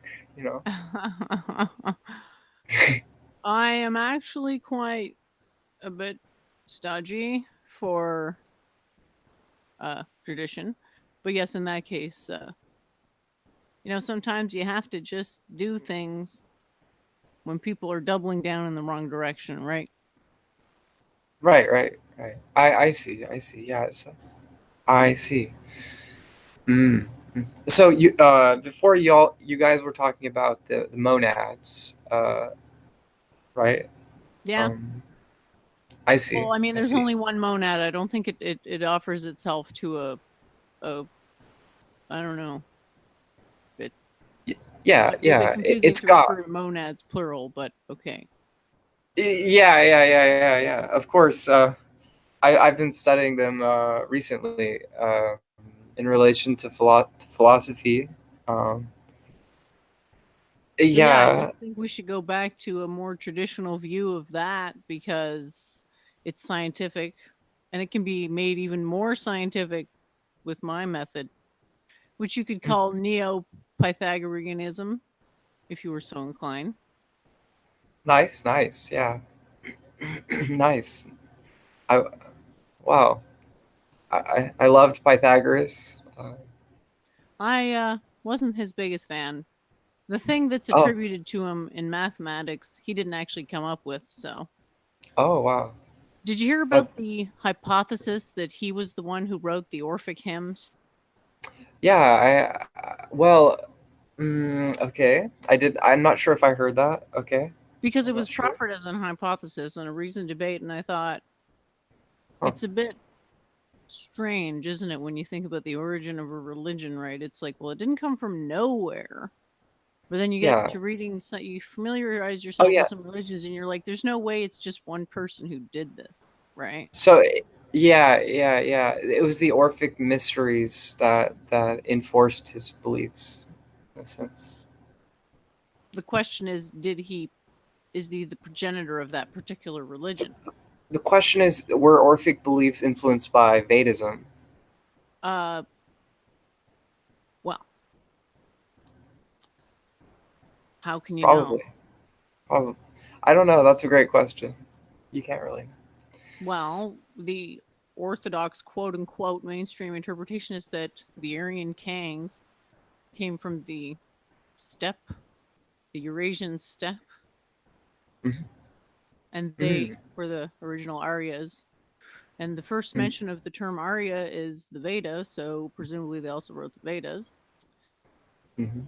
But I do not consider this an accurate representation of history. Okay. Yeah. I see. The Vedas are I mean, some people think they go back very far, considerably. Yeah. So, um, in regards to Well, that's politics, good. yeah. In regards to politics, I've been studying a lot of like metamodernism and also some Jordan Peterson as well as Marxism. So I've been studying basically the things that everybody hates from all of the major political traditions. Like if people hate, I like Michel Foucault. I'm a Foucauldian now. I consider myself a Foucauldian based on Michel Foucault. I consider myself a Marxist based on Marx, and I consider myself a Jordan Peterson fan. And people fight for basically what seem to be ideological reasons for the most part.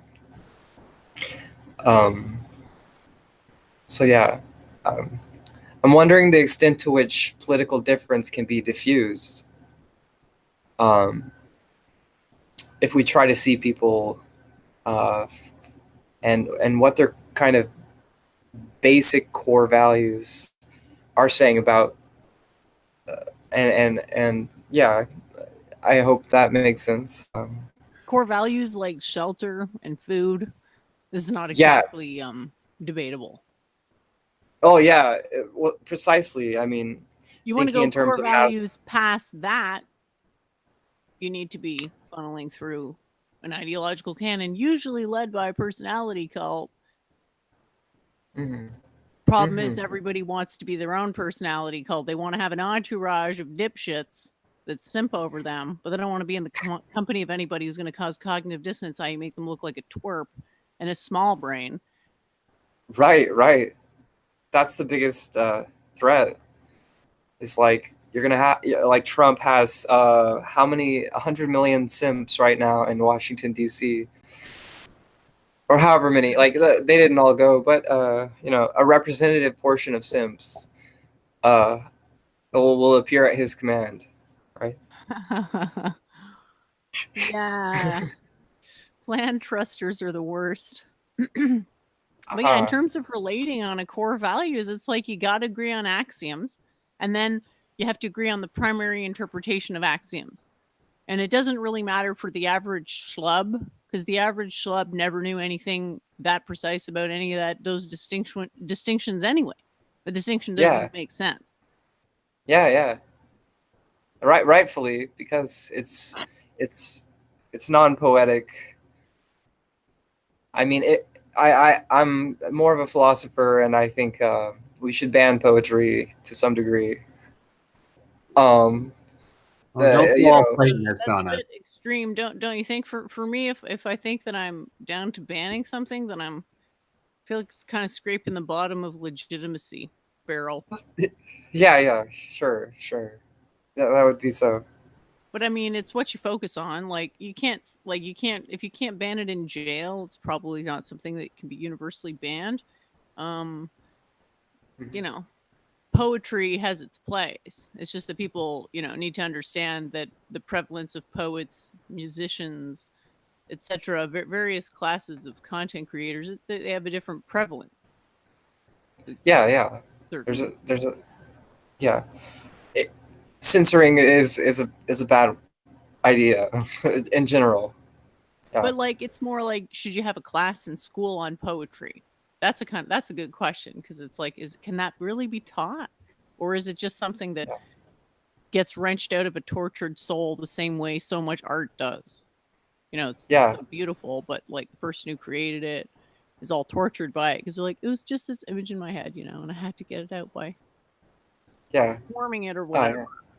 Anyway, we hear these tales all the time. But, yeah. So I do not think this ability can be taught, nor should it, as it doesn't really represent a universal virtue. It's more representative of doing the best with a bad situation. Like, I don't really have any focus or discipline, so I got this sort of life of being, not, I want to say a dilettante, but like a more, not a fully participatory life. I see. So it's I'm not saying all artists are degenerate, far from it. It's just that torturedness that leads to dysfunction correlates with it to some extent. Yeah. Someone literally complained about that to me. They're like, this lacks emotion, due to an argument on my blog, and it's like, it's supposed to lack emotion, like overly emotional stuff. The thing, I think, like, you want to go full throttle with emotion or not at all. Yeah. Right. Yeah. I agree. Going full throttle with emotion.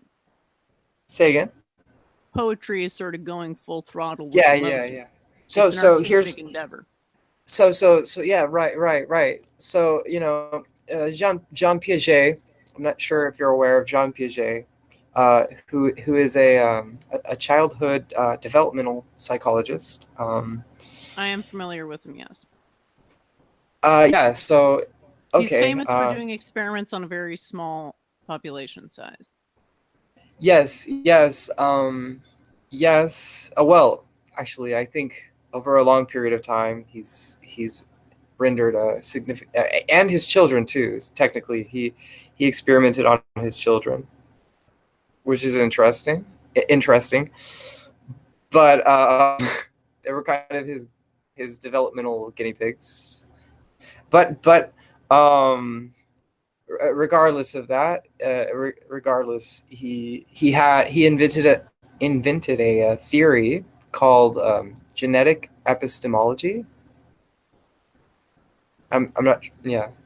So and how this relates to art is that there's kind of a genetic epistemology in relation to art, in my view. And genetic so epistemology from the same people that say that race is a social construct. Those two No. consistent views. Well, that's just a deconstructionist logic as opposed to, constructivism, which Jean Piaget was an advocate of constructivism, which flies in the face of Derrida to some extent.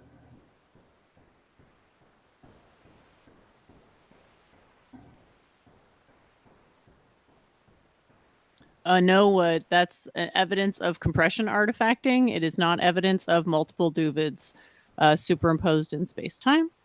It is a mere compression artifact.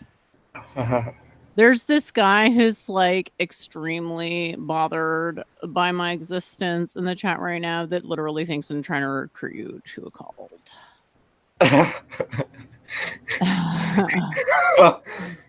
Well, welcome to my. I feel like we're both processing. Maybe we're both in our own worlds, or I don't know. Maybe like who is the real cult leader? I mean, well that person who Jen is referring to is leader of the global homo democracy cult. Okay. Something I would be interested in, maybe. He's quite the character. Global, yeah. Interesting. He's been too afraid to come back on the show because his arguments don't get better, but mine do. Like my insults get more savage each time because he's like recycling the same arguments, dude. It's like I don't want to I don't care about you taking 20 minutes to give, reasonable doubt to the position that I might be wrong in an alternate universe. Like, yeah. This is one of these people. There's like an increasing pile of people who like challenge me to this debate about Aryan invasion theory, but never actually do it. Isn't that right, Conops? Mm-hmm. Yeah. There he is. This is why the Bhagavad Gita refers to events that happened in 3100 BC, but of course the Aryans invaded in 1500 BC, and it makes total sense. I mean, it might be a multiple truth hypothesis tied to Aryan kings, for all we know. I see. Right. Okay. Oh, okay. That's where the line falls on that, or where the line divides it. I have here the Bhagavad Gita. Nice. By Lord Krishna to Arjuna. Nice. Is there a reason you brought that up or something? Did you want? It's fucking. It's art. It's like this guy wrenching his soul out in the Lord's honest presence. Isn't it more like God telling a guy to not be a cuck and kill his cousins? Oh, that's one interpretation. Basically. You could interpret in that light. Not to be a cuck, yeah. But well, I mean, it's like a really good summary. Conops is trying to say the Rig Veda dates to 1800 BC. Dude, no amount of apologetics is going to make you guys any less of historical pirates, so just move on. Probably 5,000 or something. Like, we really don't. Do we know? Well, traditional scholars date the Mahabharata to about 5,000 years ago. Yeah.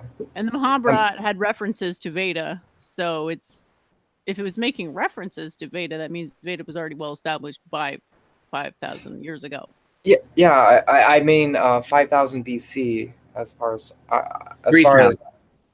no, 5,000 years from B now is when I understand. Estimated to have happened. However, there are claims that it was even longer ago, but yes, I'm not an expert on those particular claims. Yeah. Oh, okay. I got you. Yes. A quick question, because you mentioned the Bhagavad Gita, and we're talking Aryan Kangs. What do you think about the idea of a monarch coming back? Wouldn't you like to live in a kingdom again instead of just the shit tier democratic republic with this fake Masonic Kabbalistic constitution crap?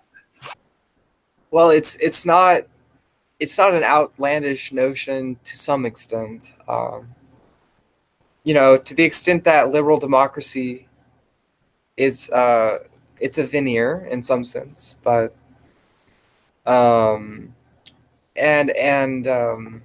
but I personally, I'm more liberally minded and atheist in predilection. So while I would like a monarch, I also couldn't guarantee that monarch wouldn't be a cuck and try to rule hard-handedly. Well, can you? Well, I think being a cuck and ruling overly heavy-handedly might be not the same thing. But you neither want a cucky monarch nor do you want a monarch who rules like an African potentate. I don't think either. Yeah, right. That's precisely. Then there's no way to guarantee a monarch wouldn't do either of those. In a vacuum, no, but in I guess the system I've sort of constructed, and I don't think, I mean, there's probably a lot of kinks to be worked out, but I don't think it necessarily disagrees with some of the ideas Church of Entropy might have. I really don't think I don't like the idea of a king just waking up one morning and just deciding at the stroke of a pen, I'm just going to make something up. I mean, I think the king should be really have pretty strict limits placed upon him. In terms of formal political power, I only view a king having two powers. One is to announce collective decisions of the theocracy. The king just is a spokesperson. Mm-hmm. King doesn't make independent decisions for the laity. And the other thing the king does that's formal is when there are disputes in the kingdom that can't be resolved at local levels via principle of subsidiarity, the will of the sovereign has to come in, and various interested parties would submit their disputes to the king, and the king would ceremonially receive petition. But the king even then would still, be listening to advisors, and the theocracy would take up the problem. So the king, just receives petitions and announces decisions. He's not some independent actor. I see. So, but he could theoretically act independently. Could your monarch theoretically act to murder, let's say, or punish somebody, independent of advice not to? If he were to do that, the monarch would risk being deposed. Okay, I see. So would you be talking about a constitutional, a system based on the one in Britain? Absolutely fucking not. All right. Do you have a preferred monarchy, like perhaps the Austrian monarchy?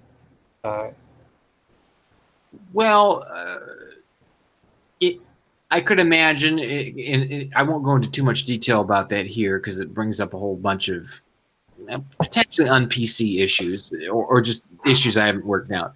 I could see in a couple cases in the American system for various heritage American nations having a dual, maybe even a tri-monarchy, maybe. That's just speculation on my part. Because people are pretty defensive about their nationhood and their ethnic identity. So the Austro-Hungarian Empire did manage to keep and stitch together a pretty diverse group of people together for about 60, 70 years longer maybe than they would have had otherwise. And there's some positives and negatives to it, but it's not one of my main examples. I mean, of the European monarchs in the Christian era, the model I most like, I mean, it still has major problems, but the one I most like is probably the Holy Roman Empire, because the monarch is elected. Now, granted, they usually elected members of the same clan, the Hohenzollern clan. But, I like the idea of the monarch being elected. But instead of being elected by all these small little principalities, the monarch would be elected by a priest class. and there'd be no mass suffrage. So, yes, no mass suffrage. I see. Yeah, mass suffrage has led to lots of problems. Do you remember the NPC meme? Yeah. Pretty well aware of the NPC meme. Yes. Yeah, I mean, and this is not to knock NPCs. I mean, NPCs have a place, but NPCs, whether they know it or not, are essentially Sudra-like. I mean, they serve whatever narrative is served to them right back. I mean, this is why democracy is always a sham. 8 out of 10 people, and there was that big longitudinal study done 10 years ago, the authors of which escape my name, which formed the basis of that meme, showing that 8 out of 10 people have no independent internal monologue. And such then essentially become shills that regurgitate whatever, those who control the money system and the media empires, say practically Sudra-like. Yeah. So the vast majority of people would be classically considered within the Sudra class, and that goes pretty much at the global level. It's been estimated that 70% of the population retains verbal mental cognition, but not at the level of fully functioning ego or mature ego. The mature ego is able to integrate various personas, and it's able to integrate the shadows of its complex. Aren't these just abstract concepts? I mean, but what's the point?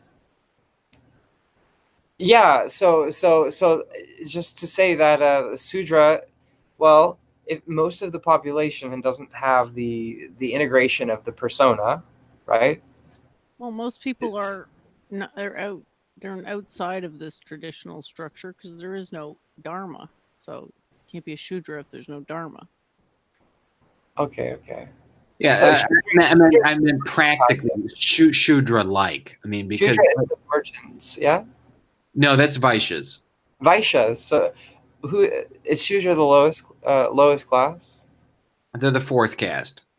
The 4th caste. The first caste is the priest caste, the Brahmin caste. The second caste is the Kshatriyas, the warrior caste. The 3rd caste, they're all the productive people that are in the merchant caste, they're the Vaishya caste, and then below that is the Shudra caste, who are the servant caste.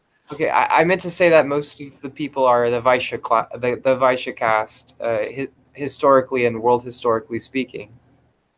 Not the Sudras. I think the Sudra class would be people in prison or, homeless people. Those would pretty much be the Sudras. This is really not the place maybe to be getting this far into the weeds and such. Speculating on things with very little idea about, when in the presence of people who could answer questions. Seems a bit. Yeah, we usually try to keep Week in Review concise and meta-analysis, although we're trying to encourage you to consider streaming and help you streaming. I'm just curious. Usually it's like Week in Review, and we we'll schedule like if you wanted to do a stream during the week or something like that. But I wasn't sure how the monarchy that Gandalf is talking about relates to formal logic or any particular experience. So if you could elucidate the nature of what you're saying and in relation to this conversation. You should probably organize a separate stream. I'm saying Gandalf has his complicated theology, and there's probably a lot of holes in his axioms, and now's not the right time for you to dig into Gandalf's complicated theology. But that would be an interesting topic for a different time. Gandalf's an interesting character. I've been encouraging him also. Like, if you're a streamer, the benefit of streaming is the monologue process, where you could just explain what you're thinking, and then people at their own leisure could listen to it. So, even from the purpose of like efficiency, the regular pleasantries of human interaction, instead of like, oh, I met a new person and now we're going to have a go back and forth about our worldviews and different things that you say like, well, I've actually streamed, maybe with PowerPoints and graphics and expert interviews, my theology. So if you're interested, check out my channel. And even Jennifer, like we got to get to on the stream tonight, prepared slides on machine learning, an important topic that we wanted to cover tonight. Mm-hmm. And obviously you and Gandalf could probably talk for hours and hours and hours about the topic that you're talking about, and in fact, I would encourage you to do it. And even if you think you have a good mind for being a teacher, to do it in a public way where, it's like a Hindu Buddhist style, where the more learned people had public conversations, and the less learned people who wanted to learn more sat and watched and had opportunities to interact, and to put yourself out there as a streaming personality, to do that. So you'll have to consider that. And even Gandalf, who has, he's got his own channel. He appears here and there, but still, hasn't necessarily put together a complete streaming personality, but definitely has a streaming presence. Nice.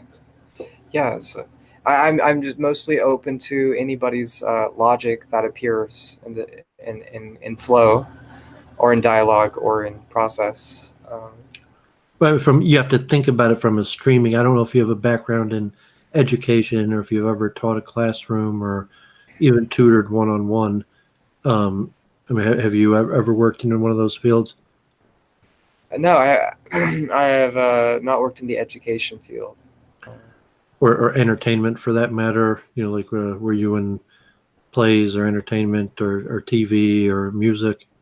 No, not that I recall. No. So streaming is also somewhat performative in front of an audience, or informative, where there's a value proposition. Right now there's 24 people watching, and maybe tens, even hundreds of people might watch it after it's over, and presumably they're trying to get something out of watching it, maybe insight into ideas that they're thinking about, or just to expand their mind by listening to other people's ideas, or if they're regular followers. So how can we expand their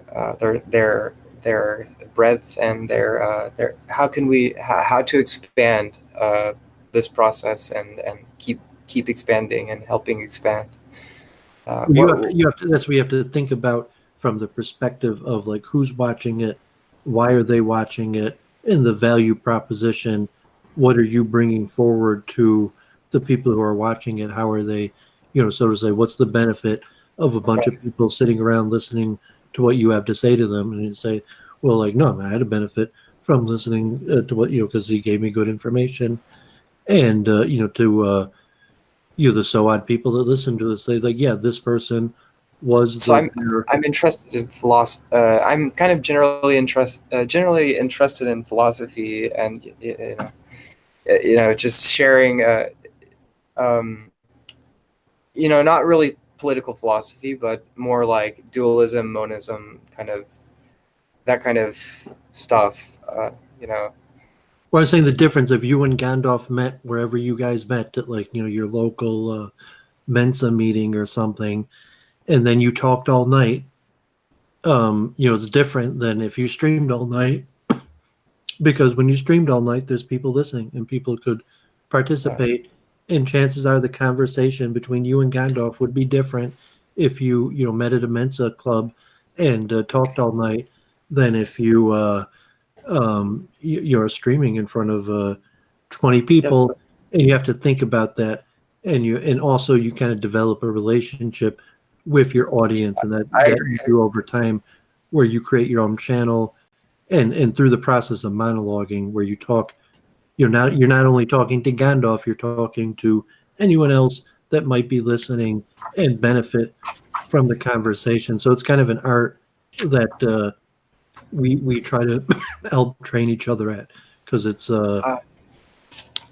if that makes sense to you, like if you That were a makes prominent sense. person, like like the president, you would always have an audience. The guru always has an audience, and so even if you're just talking to one person, there's obviously going to be an audience. So the person has to be talking to everybody at the same time that they're just talking to one person, and that's an art. Hello, everybody.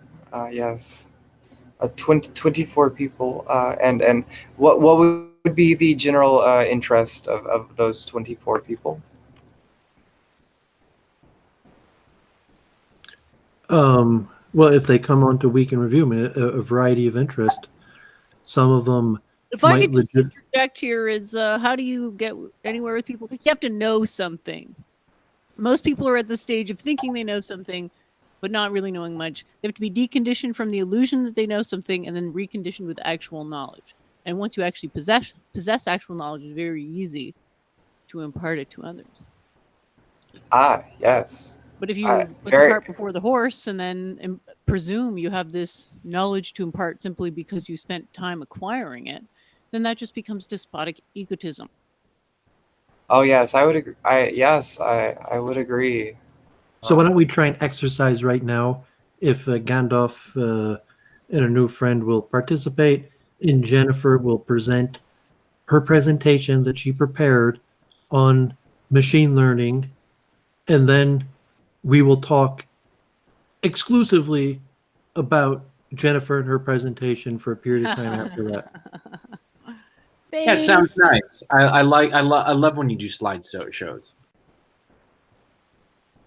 All right, so thanks. We've got a little slideshow, and I'm a very lucky person. I got to actually work in this field, so I'm not saying this is the only guy that contributed to this stuff. And I'm just saying he like told me about this stuff probably 7 years ago, and at some point he's like, yeah, it's going to be down to neural nets versus eigenvectors, or sorry, they call them I vectors, and it's some type of machine learning eigenvector thing. So anyway, we have to sort of get into the right philosophy before we approach this kind of thing, because if you go to read this stuff, it can be very confusing, because unfortunately a lot of times the people presenting the results in this field do not understand what's going on under the hood of their own machines, right? They just can, to various degrees. Whoever's clicking, do you mind muting yourself, because it's a bit distracting? Apologize. Sorry. I'm not trying to say that every single AI machine learning code on the face of the planet works exactly like what I'm about to describe. What I'm trying to get people to do is understand the basic idea of where it goes from being simple coding to machine learning. So this AI, artificial intelligence term, bit of a neologism misnomer.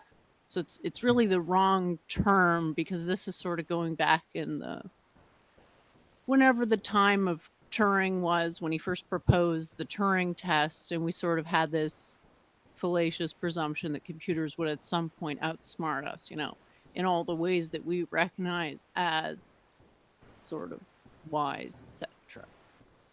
And it's a bit like the nuclear fusion plant. It's like it's always 30 years away, and it's been 30 years away for like quite a number of years.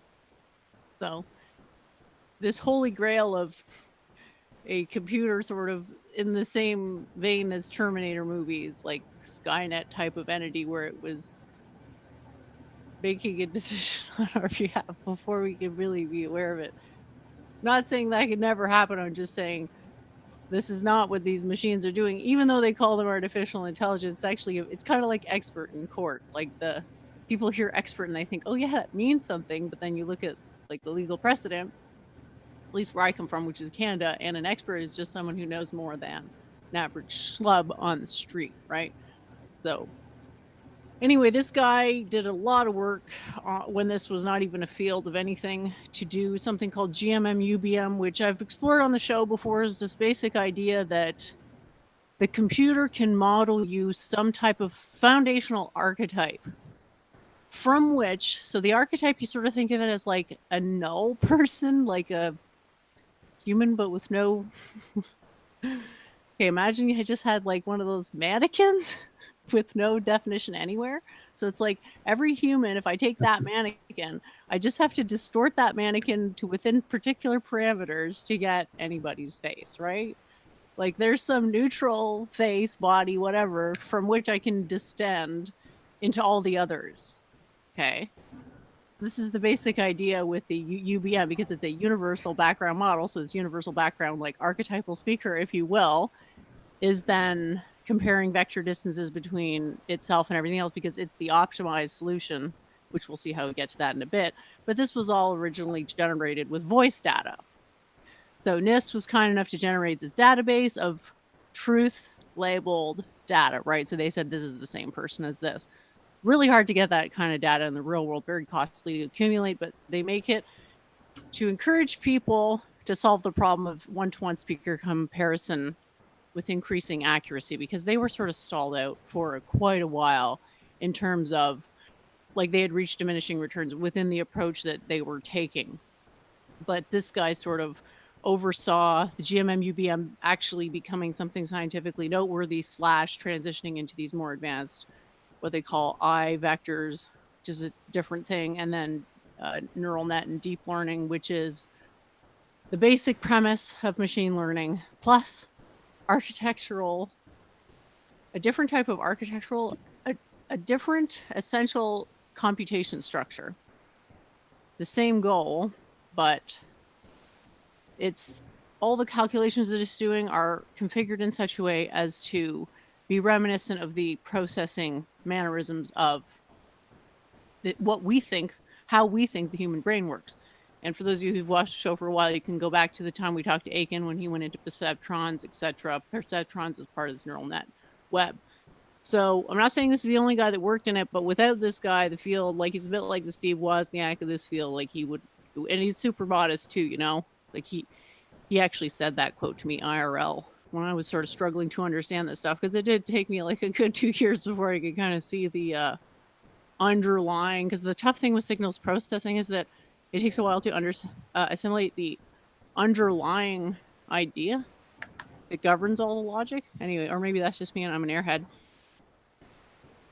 So yeah, they did the heavy lifting, neural net, blah, blah. He talks about it a little bit. So like you've got your basic machine learning. So that's anything that is updating its own parameters in some way automatically. A neural net is a particular type of that, and a GMM UBM is the sort of underlying motor that makes the whole thing work. It's like the demonstration of the proof of concept. We've been looking at some stuff on this show. The solutions, I'm not sure if people recall, but we went over this example where they were modeling fluids using a neural net, and they had super accurate models for Reynolds number that was pretty low. They had like a 99% convergence. Then for an even higher Reynolds number, it converged at about 92%. So very impressive.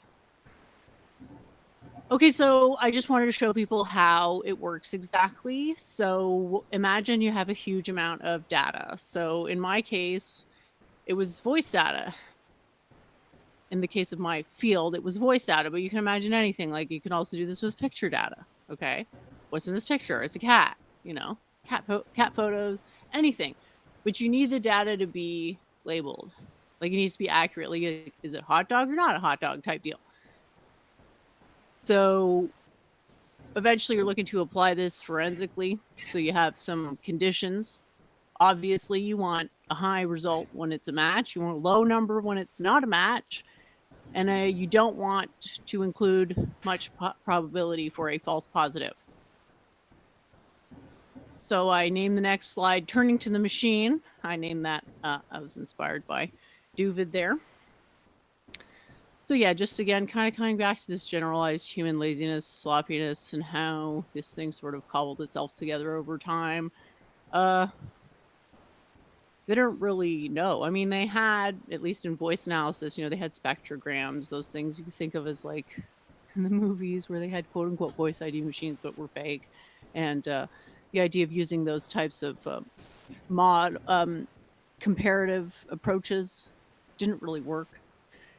So they're just like, okay, let's get a computer to do everything and see if we can find anything that the computer does that meets our criteria by coincidence. And so it turns out if you do some stuff to an audio signal, and now if this were an image signal, an image, it would be a very similar process. You'd be chopping the image up. Instead of one-dimensional chop-ups, you'd be chopping the image into two-dimensional little pieces, right? Because an image is a two-dimensional entity. And then you do what type of transform? Starts with the letter F. Fourier type. Fourier. Good. Usually discrete cosine transform in image processing. And then you look at the statistical distribution of the result, and you do a bunch of calculations, all the ones you can imagine. The computer can do them really fast. And then you look back and say, well, which one of those computations by chance happened to match my expected criteria? So you get this range of calculations. So we realize that some of these are useless calculations, right? So they could be pruned. So just say, okay, well, the top 5% performing computations, we'll keep them, and we'll check out the remaining 95. That frees up a huge amount of resources on the computer. And now I can give an even more precise range, or I can start to compute some other things I never even thought of. And then you get more and more and more and more and more. And you can keep doing this, basically. You're generating a bunch of computations, and you're saying, okay, I'm only going to keep the top 5%. You just keep doing that. Now, 5%, that's arbitrary. I could have said 1%. I could have said 10%. But those are things that you have to actually get in under the hood and figure out yourself what's the right place to start. But something less than 50. Because the idea is that this thing is going to converge, right? And we reach a steady state. That is, the additional iterations of this method do not actually increase the statistical distribution of the results. So at that point, what's the connection? This is when your computations are considered the eigenvectors or eigenfrequencies or eigen whatever you want to call them, but they're the special frequencies for that particular model. Or sorry, I should say machine. I've got a video here, but I'm not sure if it's going to play because my computer's currently being hijacked. So if it doesn't play right now, I'll just put it in the background in a minute. It looks like it's freezing, so it might not. Oh, wait. It looks like maybe it's going to. See if I could just push. Here we go. Hopefully that's clear. So what we're looking at here is this distribution that I'm talking about.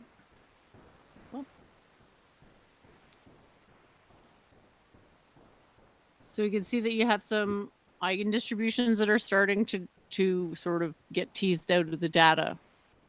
So you're iterating it over and over. And it's completely normal to have to iterate these things 1,000 times because you basically got to comb the data through itself until it's polarized in such a way that you've got a maximum coefficient of transformation of information that you're after, right?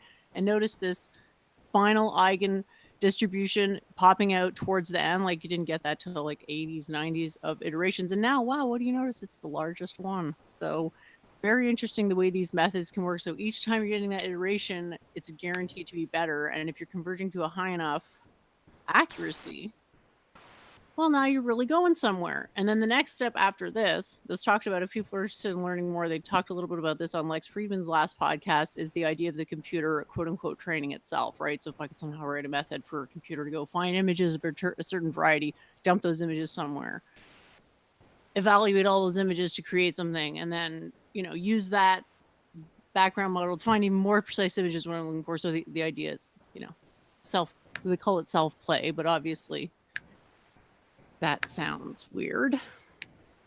Oh yeah, so just to conclude, any computer selected parameter refinement is called artificial intelligence. So when you're automating the process of refining, right, like that pruning, refining step, if the computer's doing that for you, that's called artificial intelligence. So it's a very, very low barrier to being considered artificial intelligence. A more accurate term would be machine learning. So thanks everyone for listening, and I hope that was educational. A quick question there. I I was just thinking about applications to this.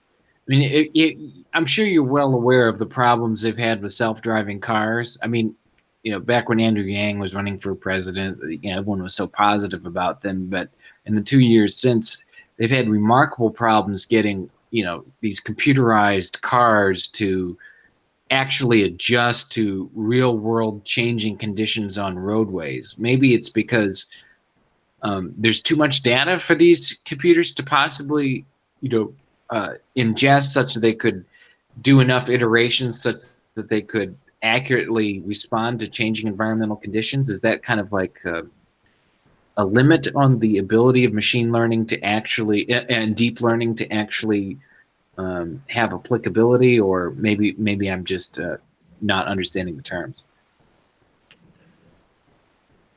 I'm not sure exactly what you're asking. Sorry. Yeah, I think I understand what he's saying. Yeah, you go ahead and I'll maybe try to figure it out from your answer. Your machine learning is a little bit complicated, and it's better probably to understand it as an algorithm that the computer just carries out for you. So, like, if you considered Euler's method or Runge-Kutta for estimating integrals or something like that, and you program the computer to carry out that method for you, it's not really the computer that did it. It's the method. You knew it was the Runge-Kutta or the Euler method, and in theory you could have done it by hand, but through the power of the computer it was able to calculate it at a further depth. So to a large extent, machine learning is just simple algorithms, and hopefully we'll talk about reinforcement learning and the difference between machine learning and reinforcement learning, where you have some sort of reinforcement to the learning, but you can't just necessarily program a computer to solve whatever you want. It has to be a well-defined problem within a framework where the algorithm could operate. And so theoretically, you might be able to design, like the multiple truth hypothesis, some sort of free-flowing algorithm that doesn't need well-defined parameters. And but generally, so like the game of chess, even though it can't be solved, or the game of Go, you can't go through all the permutations. I'm not sure if Jennifer was mentioning the pruning, like alpha beta pruning, where the computer could just determine what paths are dead ends and don't need to be looked upon. And so from that, like trial and error, if you could make it a well-defined problem, and the computer could successfully look at the possibly infinite options and determine which ones are dead ends, then in theory, the computer could basically solve any problem. But that's to be demonstrated problem by problem. And in reality, this is something you could do yourself. You could download, or you could do it on the internet. And if you understood coding, it's only even in tens of lines of code, you could write a machine learning algorithm to self-solve some sort of well-defined problem.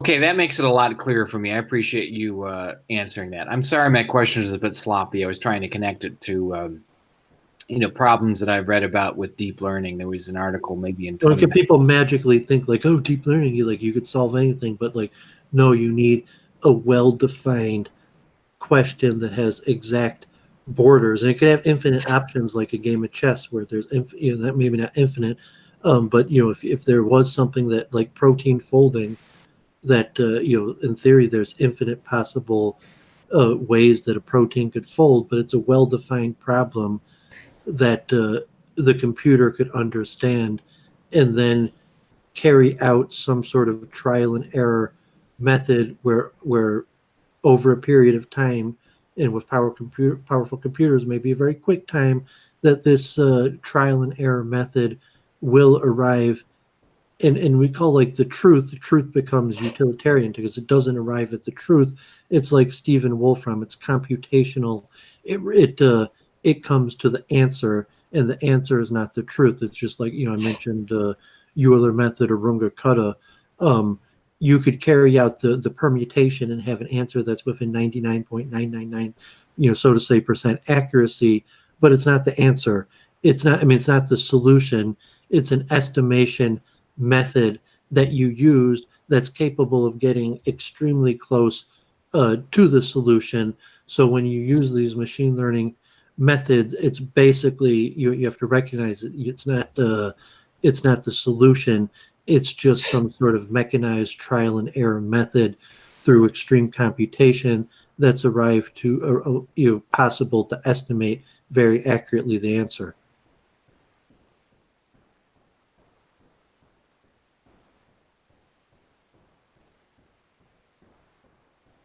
I see. Okay, yeah. That's why I asked Brett about his mathematical background, or Gandalf. It doesn't have that much of a mathematical background, but if you're thinking about calculus and where you try to solve it on paper, and then you'll recognize the limit of how much you could do on paper and start to put it in a computer. And so instead of mystically looking at machine learning like it's some mystical thing, that's why I'm trying to stress here that machine learning is a logical algorithm. It's not magic of the computer. The computer is just the mechanism that carries out the algorithm. Did you think my explanation was all right, Doovid? Yeah, it was excellent. I mean, it's a complicated topic. I've already streamed for hours on it, and there's hours more in to build on reinforcement learning, and to actually, our new friend in Gandalf are smart enough where they might be able to intuit an equation. So it was like a Markov process or something like that, and you said, like, here's an equation, and here's the variables, and here's what they stand for, and here's how they relate to each other.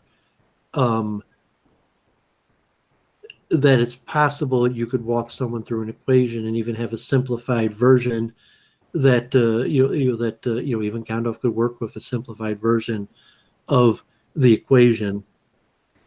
But from a scientific perspective, it has to come down to an equation. It can't just be narrative. So from streaming and interest and good conversation and even advancing people's understanding, it could be narrative and like, did you get it? Did you get it? Do you understand what I'm saying? Versus saying like, no, there's an equation, and it derives from this equation, and if you get it, you get the equation. So we're trying to operate at those different levels, and Jennifer's more a programmer than I am, and I don't plan on learning programming at this point. That I'm not likely to be the person who's going to be programming any of these algorithms, but certainly there's many people. It's not a rare skill to find someone that knows how to program these algorithms.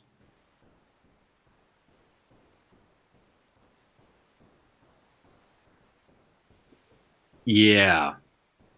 To wit, a suggestion you had made for me about learning, and I got to take you up on it, and I just got my notepad out in front of me. In terms of just being able to understand all of these kinds of issues to open up your mind, you suggested, I think, to me offline that just practicing calculus for fun is just a good mind-expanding exercise so you can address all of these kind of issues better, don't you think? Yeah, working mathematical problems, representation, logical language, specifically calculus, because calculus is probably the most supreme of the science of the wisdoms, of the material wisdoms, and maybe even beyond material wisdoms, but logical, even in your own head, like a chess player visualization, where if you could visualize in your head your statements in logical form, and possibly even as a multitasking, if you're thinking about higher feats of mental ability, and then even you could take levels beyond this where you could visualize multiple ideas in logical form at the same time. And so you could walk through as a meditative exercise and say, okay, we're all practitioners of forms of meditation or academic excellence, where we could imagine a possibility of some sort of mental visualization exercise that would allow a person deeper insight versus some sort of visualization of what you think the computer is going about when it does it. And the computer leaves signs to us about how it goes about solving these problems. And but certainly calculus, because calculus is the rate of change and the summation. It's one of the most important things in terms of multitasking and using your mind efficiently, because you need to be able to sum on certain areas and on even spaces to move on. Saying like, I got to move on to the next topic. I need my full attention and concentration to move on to this next topic. But in order to close the last topic, you need a method to estimate whatever information data is left on that last topic in order to have some sort of conclusion. And it's like a mental calculus. I like playing chess, and chess is also very good for instantaneous decision making, but calculus is probably also very important. And you could tell the mind of a person who pop quiz, what's the integral of 6x to 6x cubed, or something like that. And it just seemed like, even if I was stoned, you could pop quiz me on calculus, and I would be able to do a lot of those questions in my head, to the type thing where you're talking about Gandalf and policy. And a lot of these things are based on data and surveys and numbers, and like Trump versus Biden. And you're basically looking at integrals and derivatives, rates of change, and the area under the curve to understand this, because you have to take an integral to put everything into these larger archetypes, and to understand that's what we're doing. And most people don't really understand that that's what they're doing, putting patterns together. And if you want to talk about the CJB EMJ debate, in kind of like the mind of Christopher Jean Jerkness, who is just putting patterns like, this relates to this, and this relates to this, and this relates to this, therefore this, and therefore this. But like, he self contradicts, and he's not taking integrals. He's not giving you an estimate of the sum total of the implication of what he's talking about, and what that has on the greater picture. He's just saying, this leads to this, and this leads to this, and therefore, and E. Michael Jones is like, that's just preposterous. Oh, I love that meme, by the way. It's just preposterous. Do you have that, Church of Entropy? I love that meme. I can probably pull it up. I found a wonderful article. I found a wonderful article on the some of the limitations of machine learning, and it goes the interpretability problem, data problem, lack of data, and lack of good data. Obvious ethical issue, misapplication, and I'm curious, and also the fact that it's stochastic as opposed to deterministic. So, from a philosophical perspective, I'm curious if you would adumbrate or just like try to enlighten or illumine us about some of the philosophical implications of what you just presented. The major takeaway is that the bottleneck is always on the human end. Uh-huh. Like, Okay. if we can't interpret, it doesn't really matter if it's telling us the answer. We don't know what the answer means, right? Mhm. So there's a fair amount that is on the interpretation side. Mhm. Yeah. Bottleneck. The bottleneck will always be at a human. Okay. But the computer is very good at doing a certain class of problems. Okay, so this is where it's important to distinguish between axioms and different archetypal typologies, right? Mhm. I just don't really feel like I'm being listened to, so Sorry. Yes. I'm listening. Machine learning and AI. I'm just trying to find out the bottleneck. The identity of the bottlenecks. The biggest bottleneck in the machine. bottleneck is, you imagine a processor, okay? Imagine just a generic machine. What's the simplest machine? It's just a simple pump. Okay? Mhm. So what's a bottleneck? It's a place where if the fluid is moving through it at a constant velocity, it's going to get crunched up in a bottleneck, right? Because it's a place where it goes from a wider area to a smaller one. Mhm. A bottleneck is where stuff slows down. Mhm. Where the Mhm. processing, so you can imagine, theoretically this machine is the process of figuring things out, and this machine will bottleneck. It can be helped and accelerated with computers, but it will always bottleneck at the level of the human, because Yeah. again, it's the human who needs to be able to interpret what information is coming out of the machine. Yeah. I can use these results to establish my theories. I can use Yeah. these results to give proof for my theories, but the computer can't come up with a theory.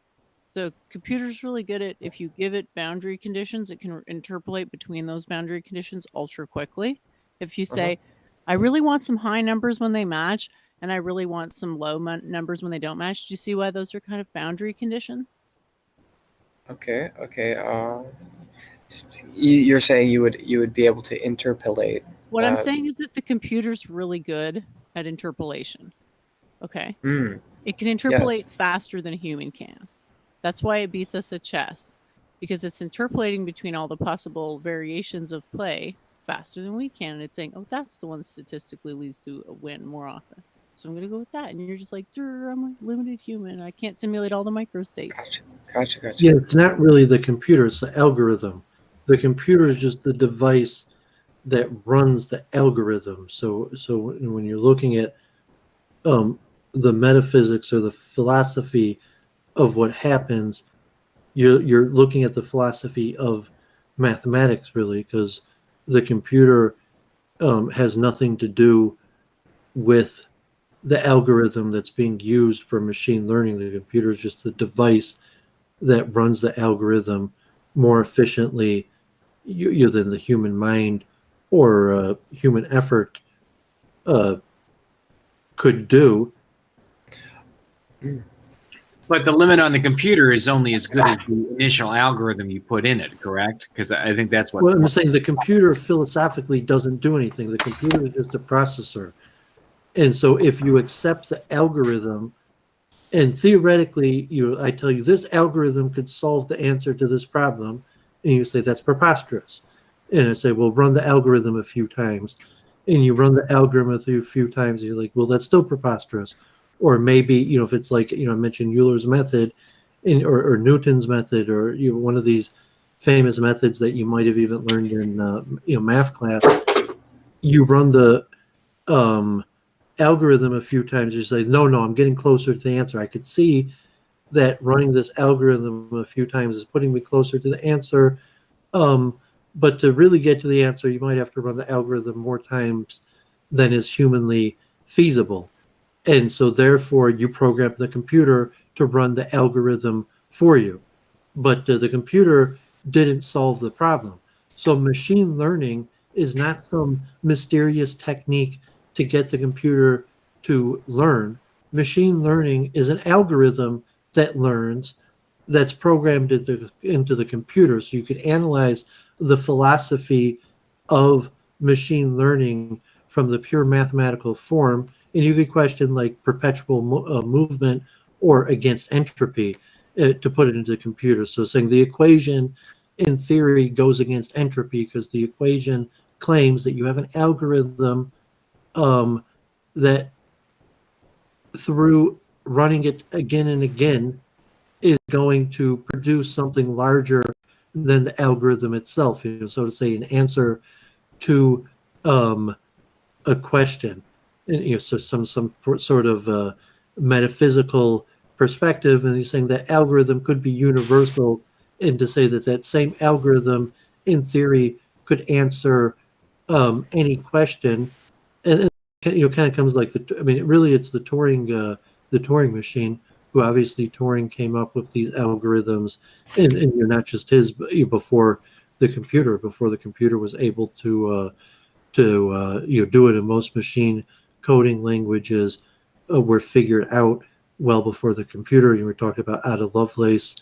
and Babbage and the Babbage machine, going back a few hundred years already, that people had figured out these algorithms, to now where there's been work and the algorithms have improved, but computers powerful enough where you could imagine setting these algorithms to solve what had possibly been thought unsolvable problems, and even said what's the implication of AlphaFold could be in an understanding of a mechanical deterministic universe, and say, if the computer could predict the 3D pattern of a protein based on its polypeptide chain, can it predict it based on its DNA code? And then possibly could a computer powerful enough deterministically predict, so to say, everything based on the DNA code? And to say, well, if the DNA code has that information, it's not the computer that's doing it. The information was there, and we knew the algorithm that could predict it. It's just a matter of time until there's a computer powerful enough to run this algorithm that will provide this answer that all the scientists believe is out there currently with the current algorithm, and we just don't have the computer powerful enough to demonstrate it yet. I have an addendum. Could you just hold it for a quick second? I want to address something Conop said in the chat before it scrolls away. He's asking, does it really reason, or is it programmed by a human-created algorithm? Well, what does it mean to reason, Conops? So the computer does something like what I just described. It does a lot. Once it has specified parameters, it can interpolate between those parameters really quickly, faster than we can, but it can't set the parameters. That's what the computer has trouble with. Knowing what we want subliminally. Well, in theory, you could design an algorithm that would allow a computer to design its own algorithms. And in theory, I'm not saying that already happens. So there are machines that already write code. I'm not saying it's impossible. I'm just trying to distinguish between how the computer, quote unquote, thinks, i.e., how it computes, versus how we compute. Okay, so I have a related. Sure, just hold on for a second, because I've got a diagram on the screen and I don't want to keep it up there forever, but it's a 4-stage diagram. And you can think of this as like very generic pattern recognition, how it happens quantum mechanically. So we have a basic photonic rendition of your phenomenon. You can think of this as like the eye system. So the chunker is not your eye, it's within your mind as some sort of proto-pattern recognition set, which is what it says conception on step. Well, it says it on all the steps, but if you turn your attention to step 2, conception is like a twirly little sort of the mind correlate of the biological chunker, because there's always a biological step, right? Because of what Aiken said, it saves energy to have this analog, what he called an analog step, / we have a body, so it's got to serve some purpose. So that's step 2. And then step 3, we recurse one level back into the mind, and the mind has a set of chunkers, okay? Because you're not just recognizing one thing out of a million things, you're recognizing a type of thing, and then within that one type of thing, amongst which you would recognize many different types of things, you go within that type, and then it has its own chunks, and then you recognize only within the subtype. So it's a progressive subtypology of chunking. But your basic state transition happens when one of your primordial chunkers, which is the conception level, becomes filled enough with energy that it undergoes quantum state saturation, right? Quantum state reduction. You have a superposition of states, which is step 3. And then step 4 is when it transitions to no longer being a superposition of state. That's the step at which the energy is transferred to the mental pattern recognition faculty that it has managed to recognize vis-a-vis its primary sort of proto-pattern recognition thing. So this is not really the way a computer is doing it at all. The computer is dealing with building up a whole. We're starting with a whole and breaking it down. So good question, and back over to you. Brett, did you want to jump in with your question? I know I cut you off a few times there, but go ahead with your question. I just wanted to interpolate anthropological datum, if I may.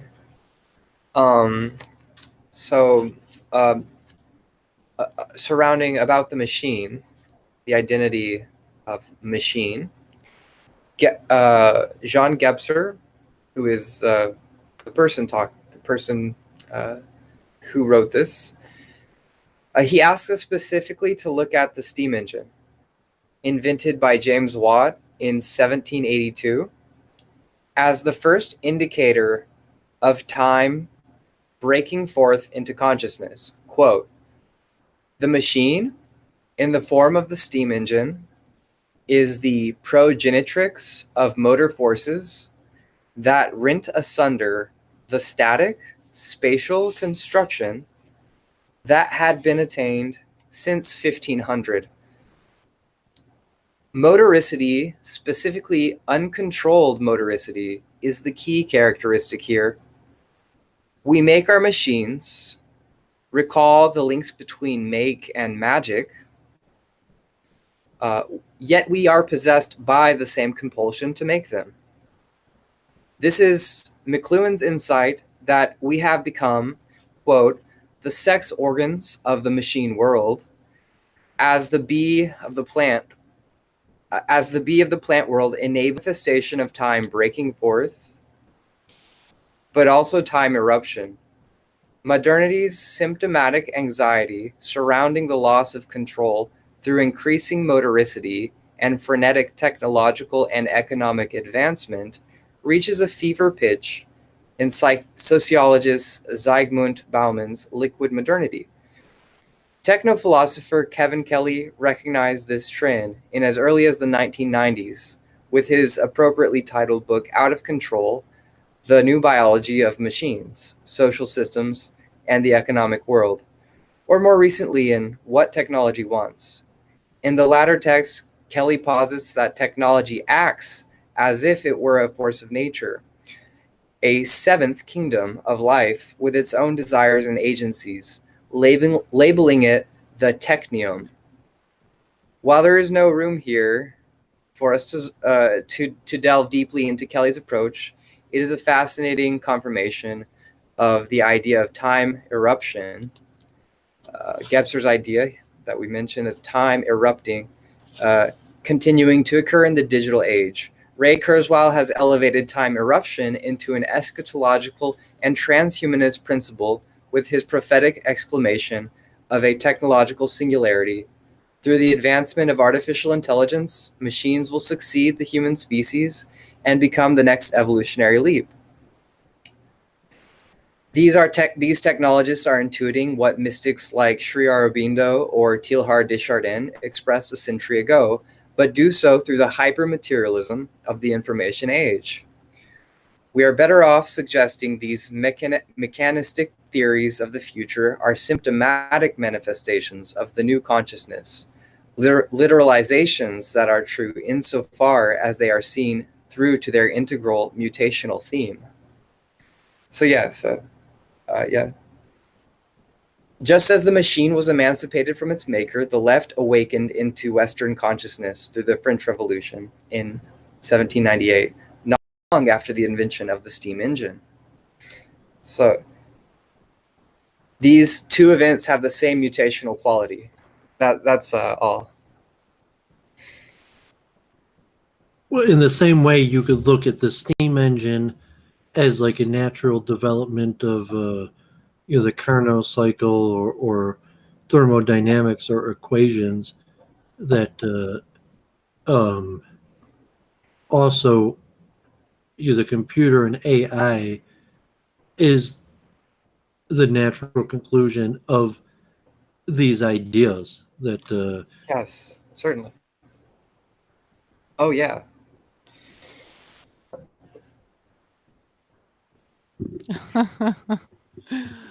Womp womp.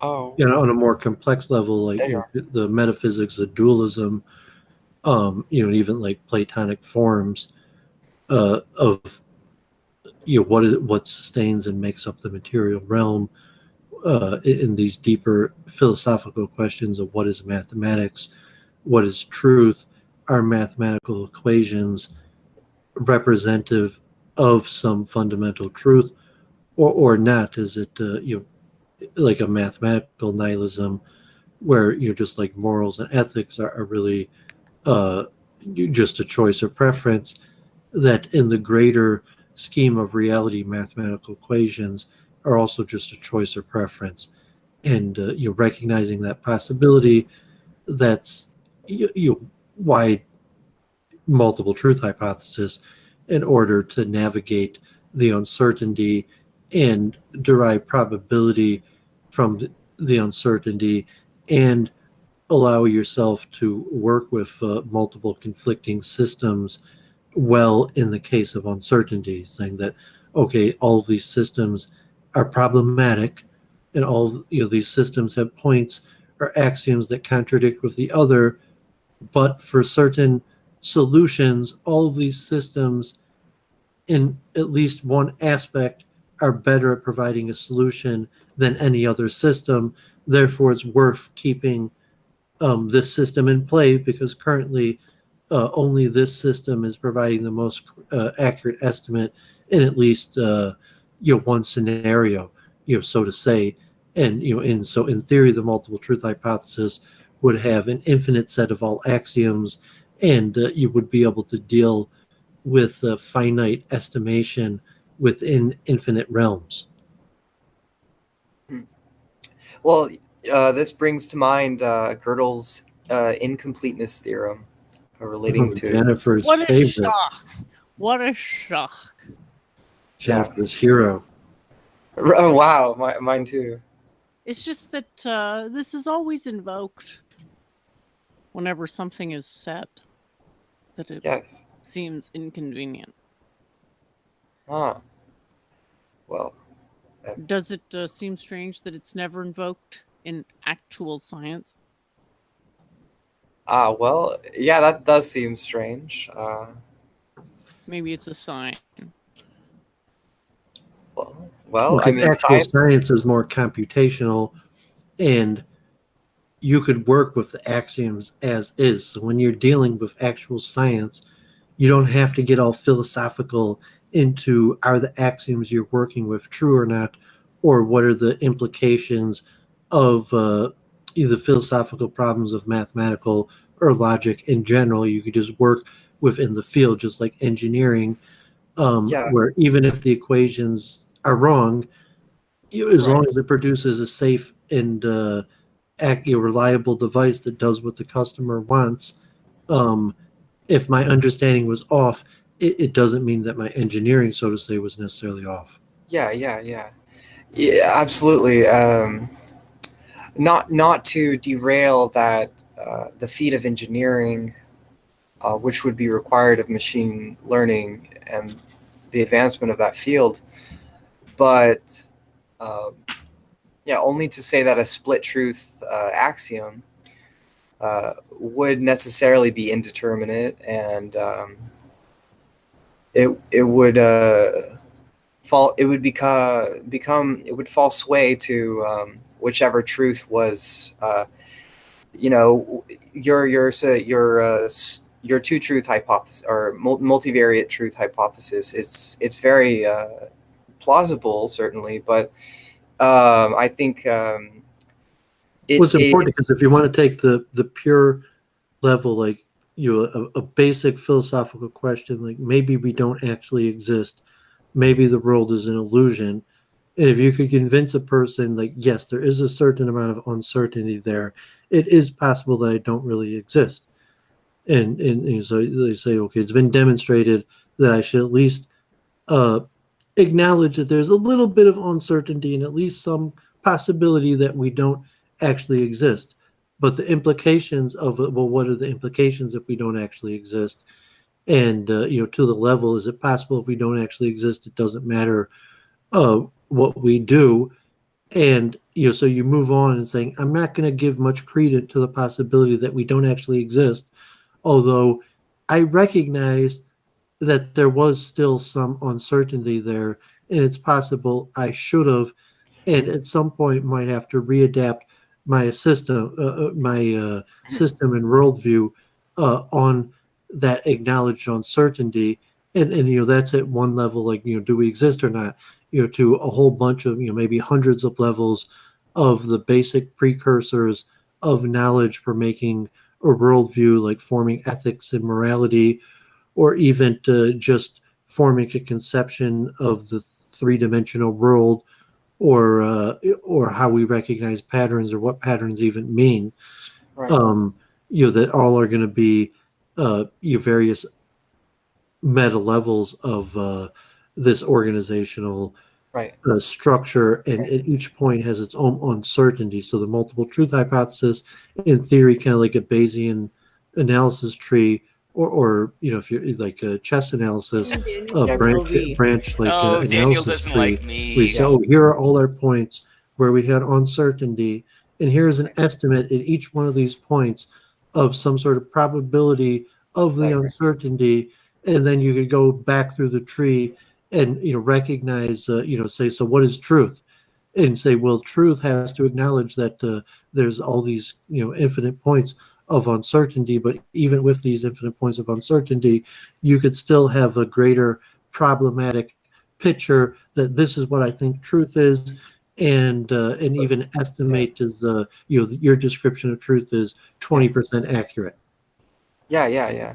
And with this likeliness for black to win or white to win in the future, given the chess analogy, but I think that,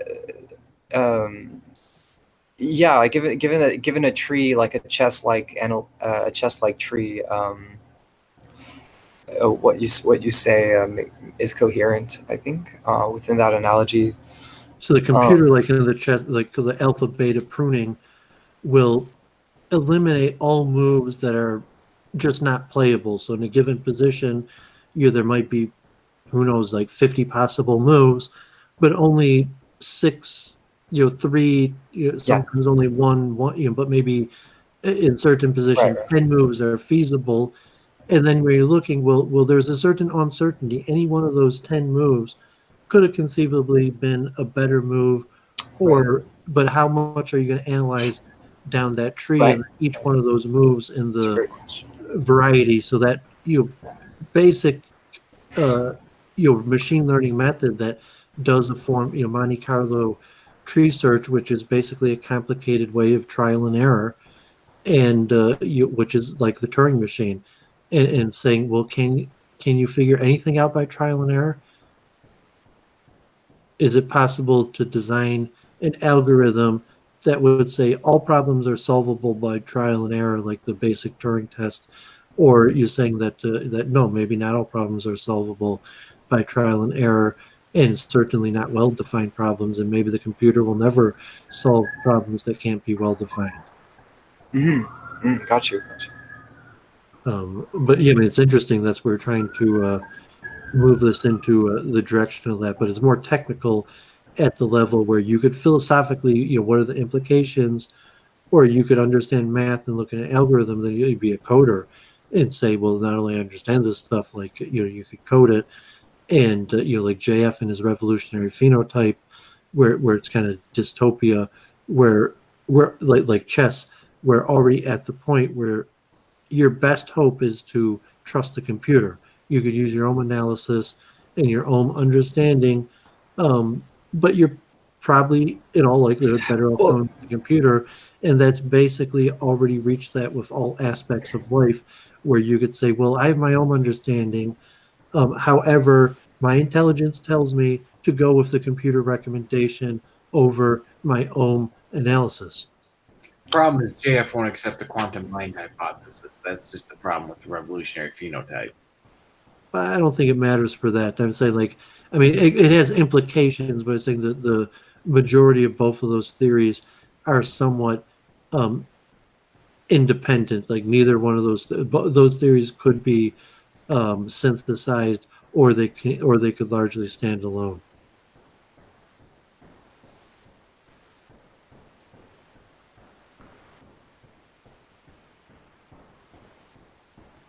And we were still going to talk about like eigenvectors.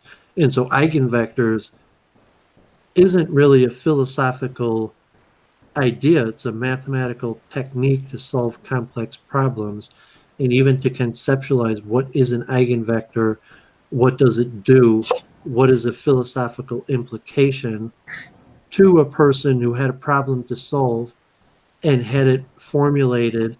Is like, wow, this is a really complicated problem, and then came on to the technique of eigenvectors to simplify the problem. And so, like, philosophically, what do you even conceptualize? What is an eigenvector? You're saying it's just a technique, or is it? I mean, how do you categorize something like that? Great question. I am trying to eigenvectors. Well, Linear. the metaphor that I used before, when I said that the computer Okay. iterates and iterates and iterates within a given set until it converges to a point where the statistical distribution of the results is no longer changing depending on iteration, is considered the eigen, frequencies, if you will, of that particular machine for that particular data set, right? Like the eigenvalues will change based on the data set. They're always data set specific. And in fact, they don't even characterize computations, because you can keep you can keep updating the machine, right? And say, okay, we'll just throw it in one more time. Even if it is already convergent, it's the class of computations that gives this convergent distribution. It is itself an infinite set.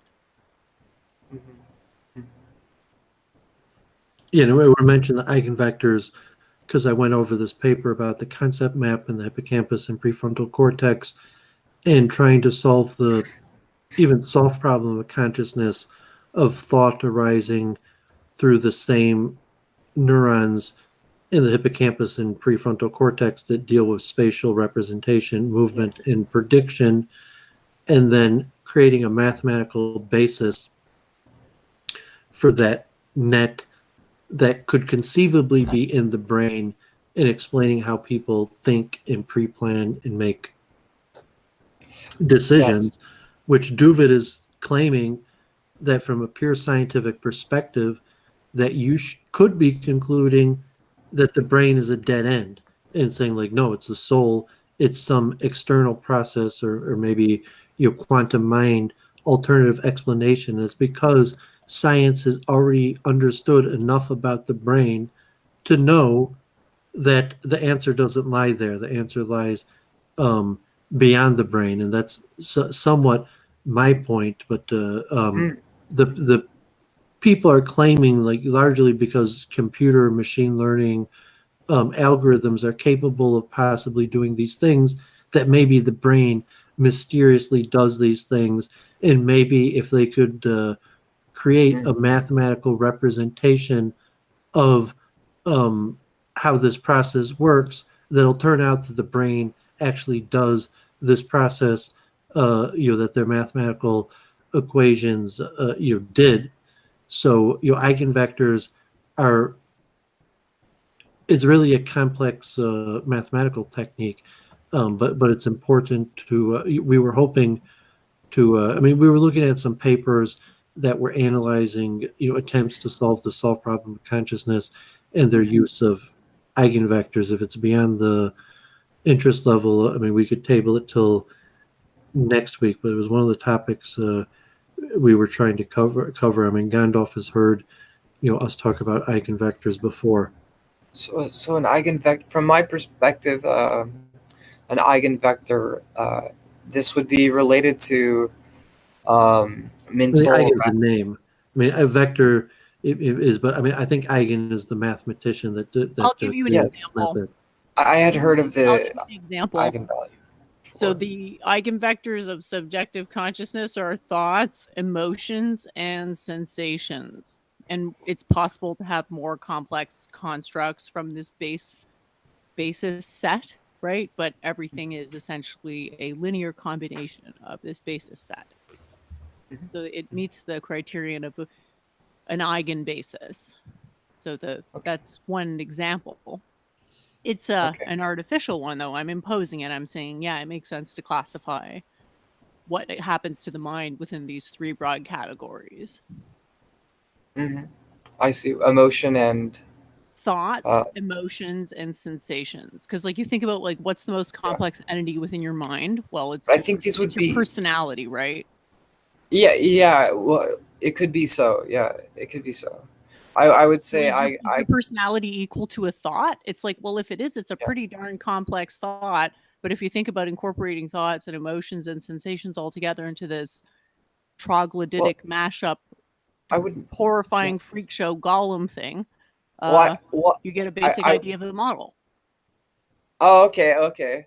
Well, I would start from the idea of a spectrum of consciousness approach. Yeah, if you want to start from the Advaita Vedanta perspective, you can. Or from the electromagnetic, viewpoint of electromagnetism. You want to start at an Advaita, I get it.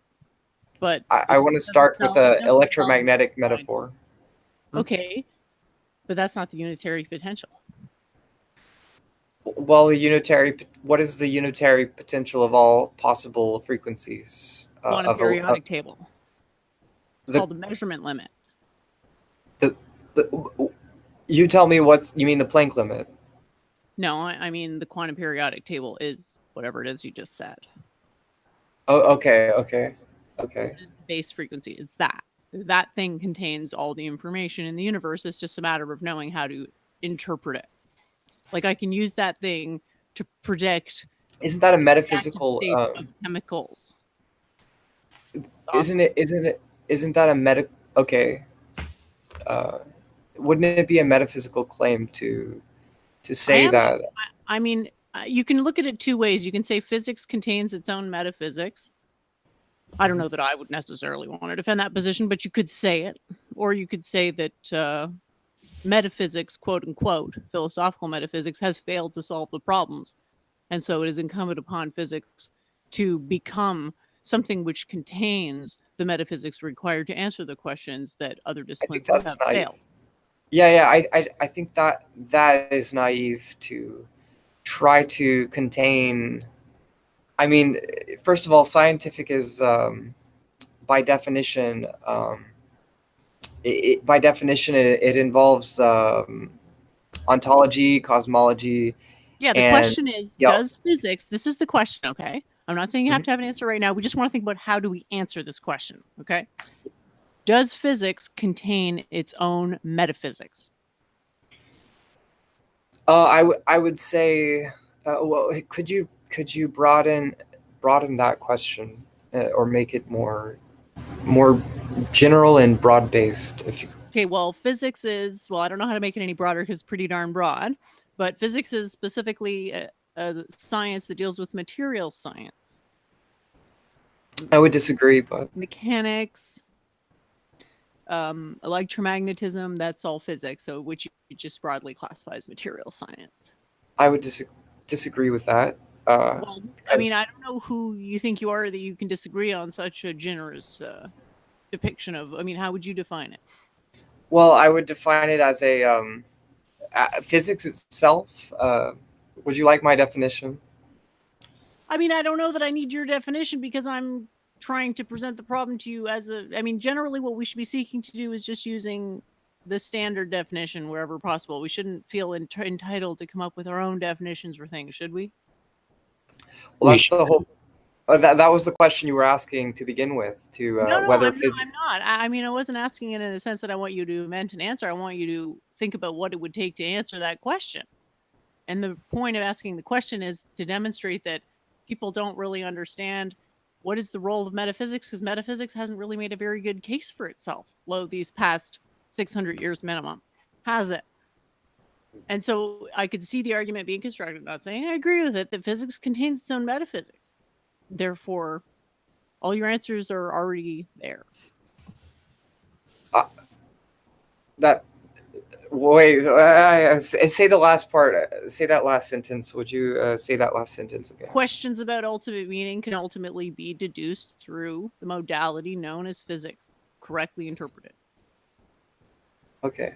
Which questions does physics answer? Which questions is physics pruning or deducing? We could Material say that science. it doesn't actually answer any questions. It just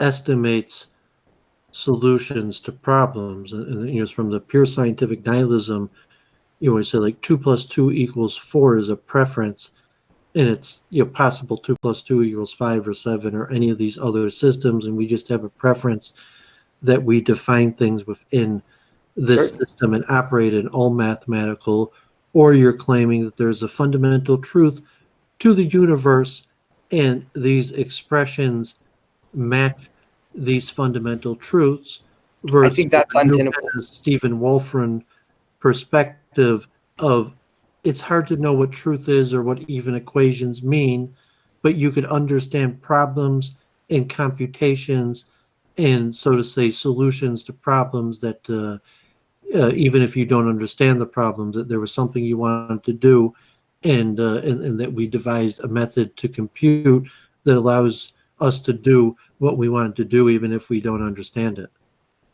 Got you. Okay. And I it's think I that understand. maybe that's all of science, to say like really we understand nothing. We just understand how to do certain things that we want to do, and we describe it to each other like we understand science. But in reality, to what the truth actually is, we have no clue. Like we're just you know, the hubris of man to claim that we understand you know, the fundamental rules of the universe. You know, to say like we're far from that. But we have been able to accomplish phenomenal feats, and these rules, so to say, that we've devised in terms of discovering the truth is extremely far off. However, in terms of the computations that we've, you know, at least within some estimate or accuracy, you know, that you know, we could say that those are human accomplishments, factual. Mm-hmm. Okay. Yeah. I can I can agree with most of what you stated. You just stated. I mean, if you remember Stephen Wolfram. I'd heard of him. His website, a generative mathematics kind of deal. Yeah, Yeah. there's more a computational perspective to say, well, maybe all of these critiques of mathematics and science are correct, but what does that mean for computation? And, you know, what does that mean for, so to say, our ability to solve problems through computation, even if we're rejecting you know, whatever the explanation that the science is saying, that whether that's accurate or not, we don't know. But you know, the engineering, like we built the device and it appears to work. Mm-hmm. Mm-hmm. Okay. Yeah. Oh, okay. Yeah. Mr. Oh, I forgot your name. Gandalf. Yes. Um. Would you define physics? I mean, well, you can define eigenvalues. Would you define that, maybe, sir? I think that's already been defined, but I would just say it's values that are given within a certain set of parameters. Yeah. It's a form of metadata where you're taking a complicated equation or even series of equations and you're reducing it to either a number or a simpler equation. And then with that, you could work with and have certain information, or you could permeate in kind of like a Fourier transform, where you could transform an equation to a different form and then work with it in that different form, and then transfer it back in order to do the useful thing that you wanted to do with it. So the eigenvector, so to say, it's an abstracted metadata about a series of equations that you could work with within an abstract framework, and then re-put back into the the equation form, like a new equation that works, that gives you the result that you wanted. Right. But it's a technique. I mean, it's basically like a changes by the scalar factor. Scalar factor increase. Yeah, I mean, it's a complicated way of working with a complex That's set of not information. the most. Yeah, that's not the most intuitive way to work with it, because it's not really telling you what you need to know. It's like, the eigenvector is something to do with a matrix. But you're saying how it transforms into the Fourier. It has an interpolation with reality in some sense.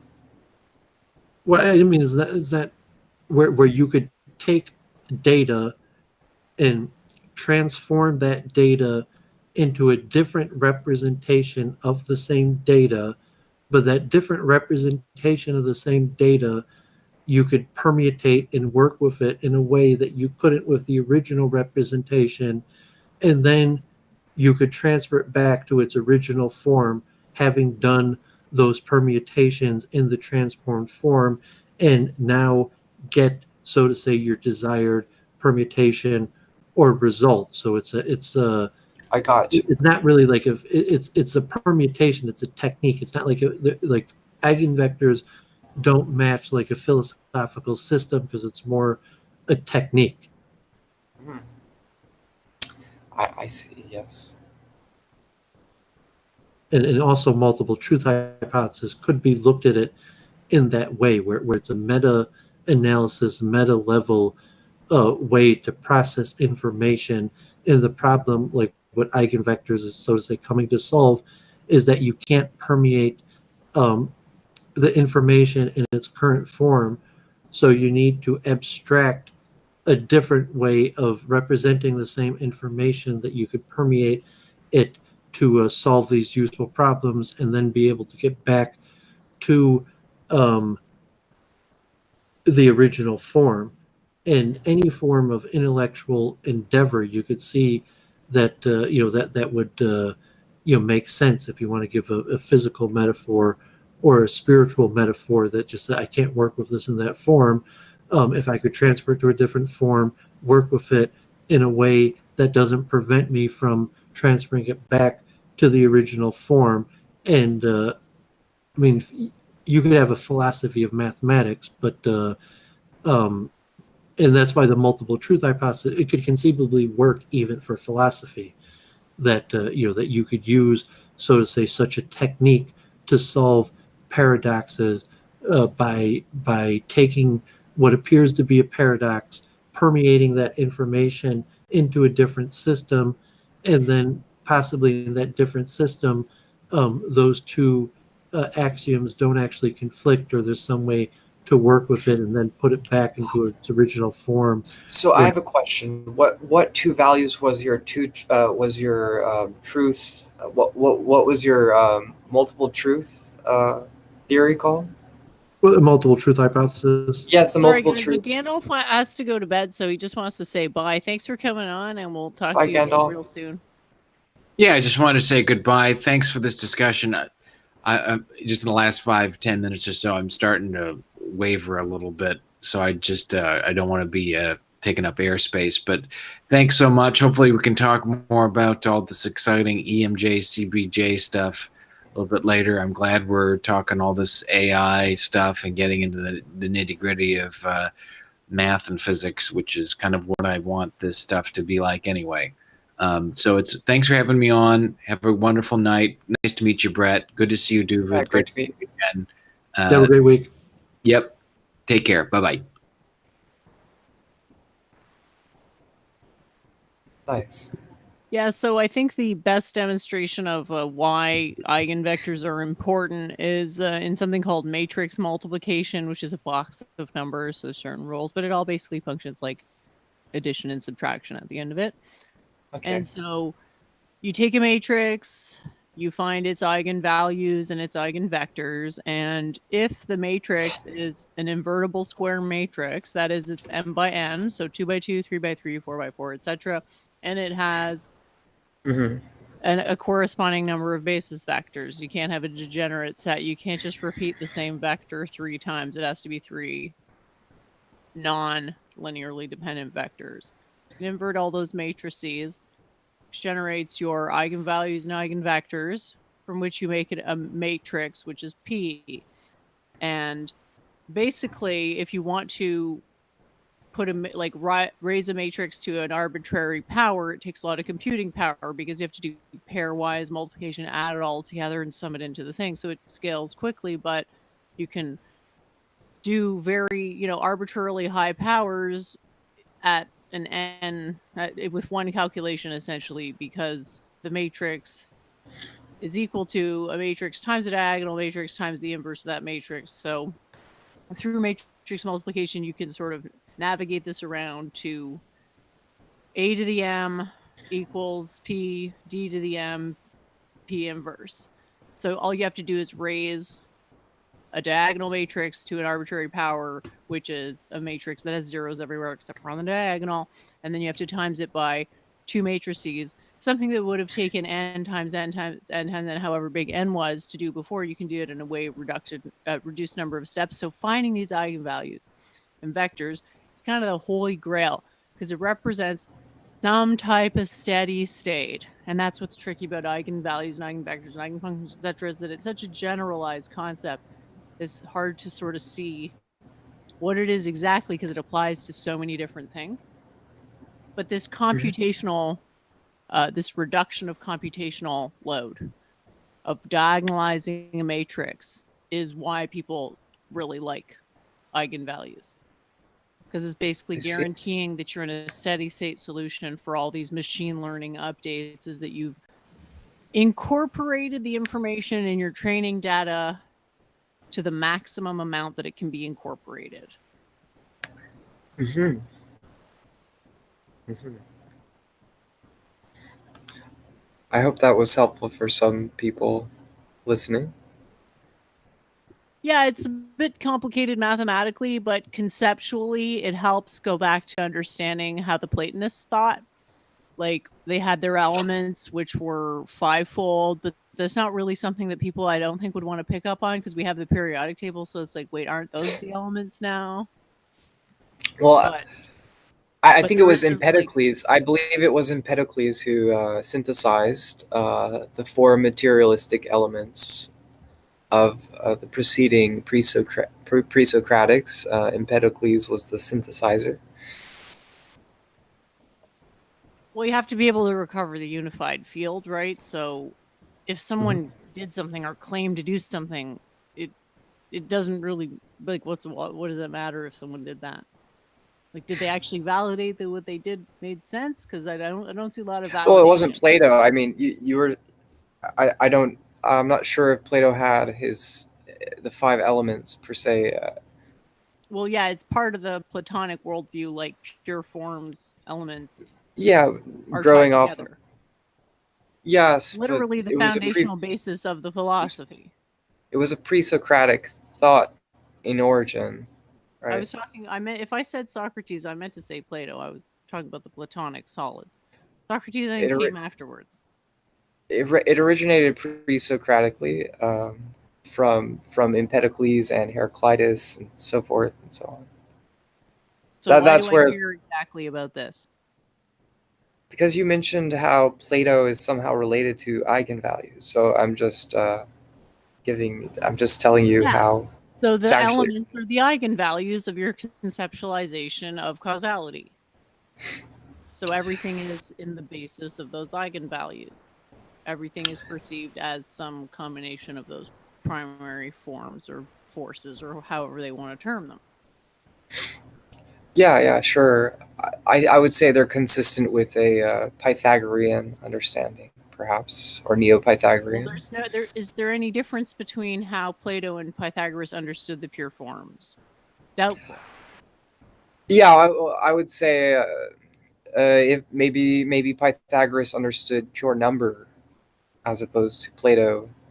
Um, yeah, maybe you're right. It's not too much of a discrepancy. Yeah, and from the solve problem of consciousness, um, explaining neural basis for simple experiences of consciousness, even basic thought processing, would be some sort of meta abstraction of a large mass of neuronal processes where there's some sort of greater abstraction meta pattern of which would be could be trillions or even Avogadro's numbers, like if you're talking about quantum effects, 10 to the 20, 10 to the 30 even, combining activities that are leading to an effect that cause consciousness. But these, this paper I was looking at with Jennifer this week, called the eigenspectrum, where you have from a matrix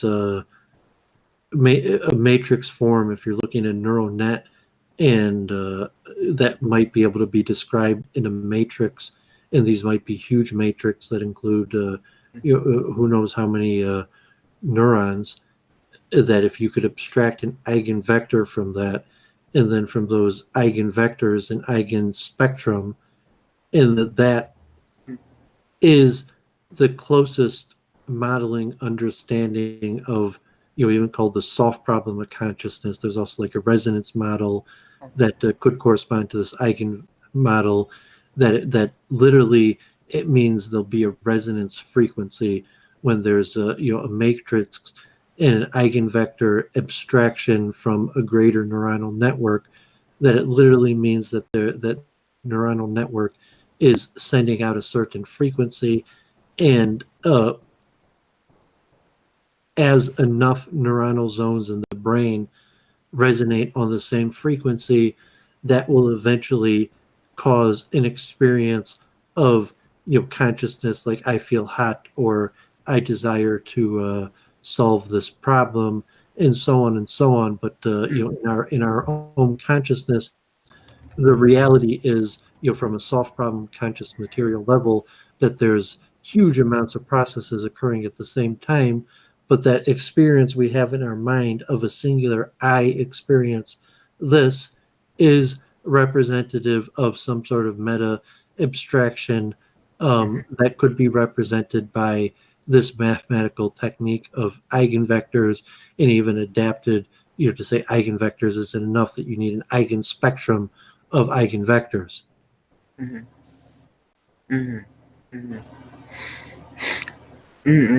Well, I like the idea of an a posteriori or even a priori eigenspectrum. I mean, I Like in general, I like asserting the existence of eigenspectra prior to actually carrying out any experimentations. Yeah, well, as a you could think of as a rational project, right? Rationalistic project. Well, if you go back to the chess example, two chess players could describe a pattern in a way that understandable, like, oh, it's a pin, it's a skewer, it's a certain technique that both people recognize. But the question, how does the computer understand it? And so the computer might have some sort of algorithm or metadata that represents this pattern, even though from a human perspective, like okay, it's a pin, and it makes sense why humans call something a pin.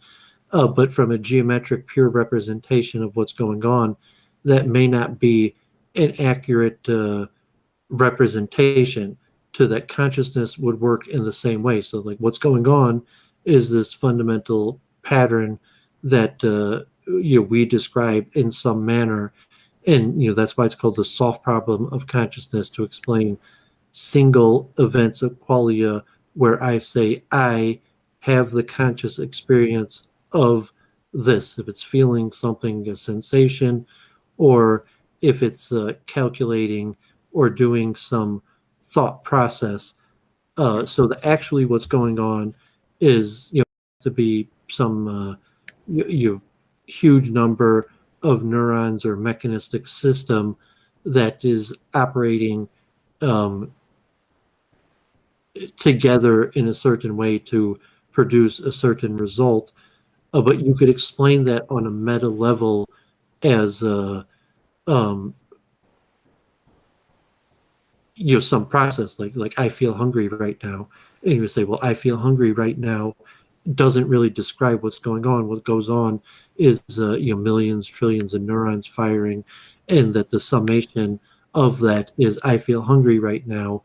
But like the eigenvector, so to say, is kind of like the I feel hungry right now, and an eigenspectrum would be on the level of a whole personality that's made up of so the eigenvector might be like a single qualia of the Right. reduction state to a single experience of consciousness, and the eigenspectrum is a combination of qualia that Got you. could Okay. but I from a see. scientific perspective, I you're see. saying that this eigenvector method is actually computational. In theory, you could plug in numbers, and in theory, it could be a deterministic system that if you had all the data of the electronic states of the neurons and the sensations feeding into the system, that it could predict a deterministic system. Right. Something akin to a buckyball, perhaps even a quantum experiment of some sort at a low resolution level, perhaps.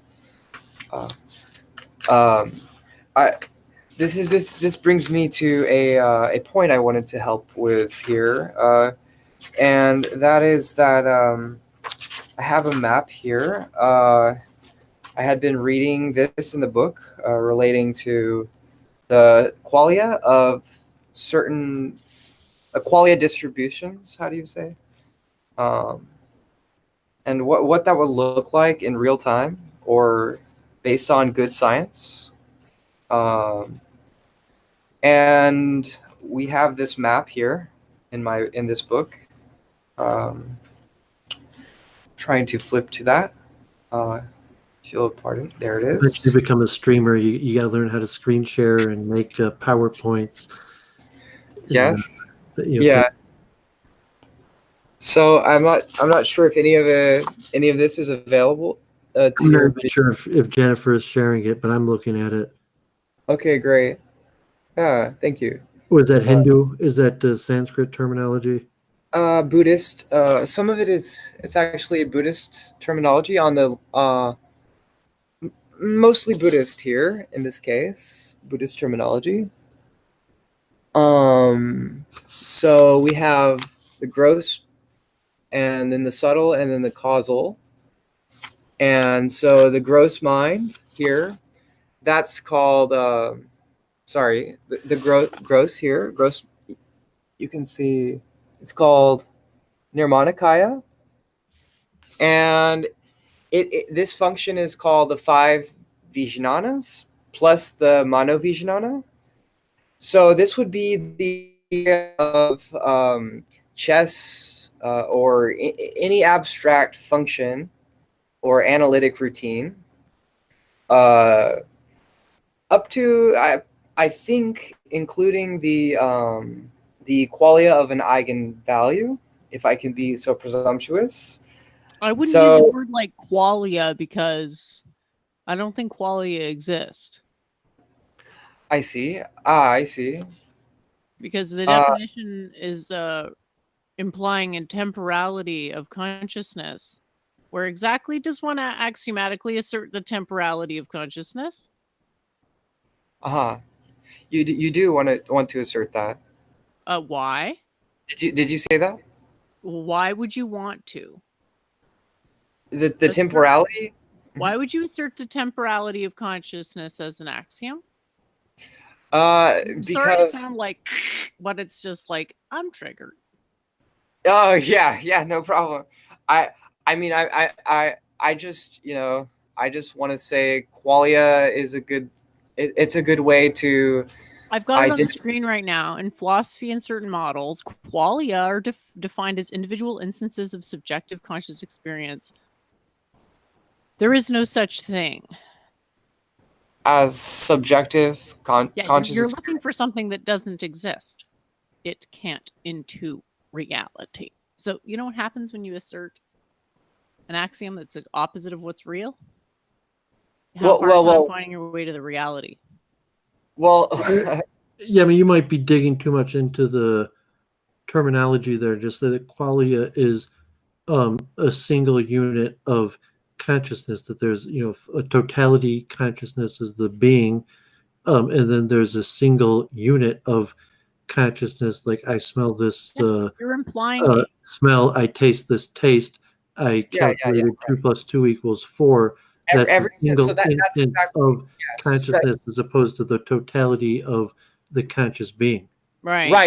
That doesn't exist. The totality, the totality would be the full spectrum, but the 5 senses is in Buddhism called manovijnana, and the five vijnanas plus the manovijnana. In other words, the 5 senses plus the third eye sense, or the sense that controls the 5 senses.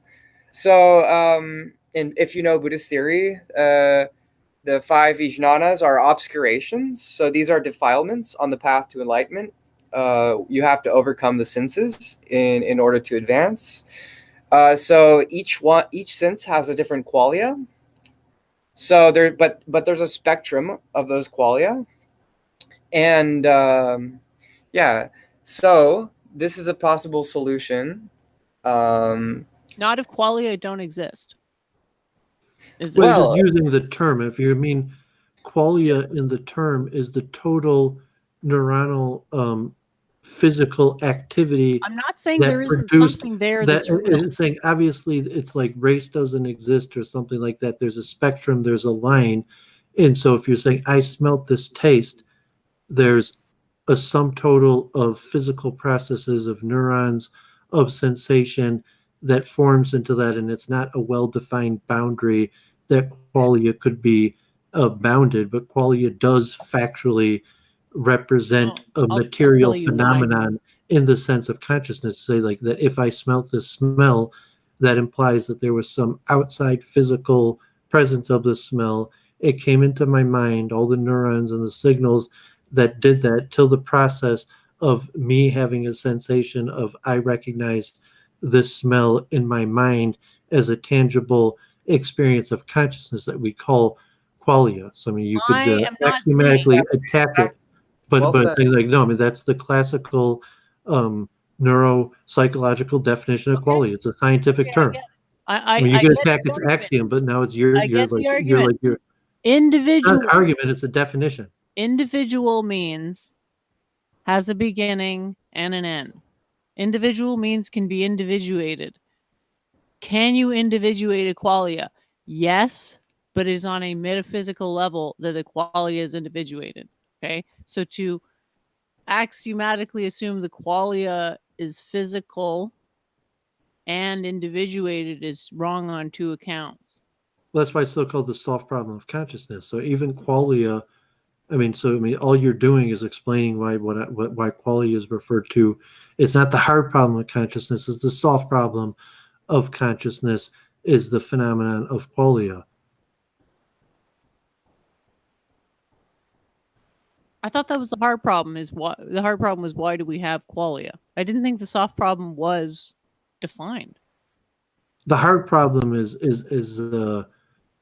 consciousness in totality, even to explain the phenomenon of consciousness or a separate entity or the soft problem is at the level of explaining a single qualia from the physical phenomenon. So to say the hard problem of consciousness is explaining consciousness in totality, as opposed to the soft problem of consciousness is to explain a single qualia process, let alone, how is Doovid conscious in totality, to how does Doovid have a singular experience of recognizing a single smell.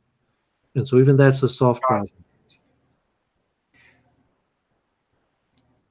But I mean, qualia is a well-defined term that in theory even has a scientific realm perspective that we believe that qualia could be scientifically answered, and that when it's a Doovid experiences of the phenomenon of I recognize this smell, that in theory science thinks that it's close enough to an answer that we could define it and almost have a solution.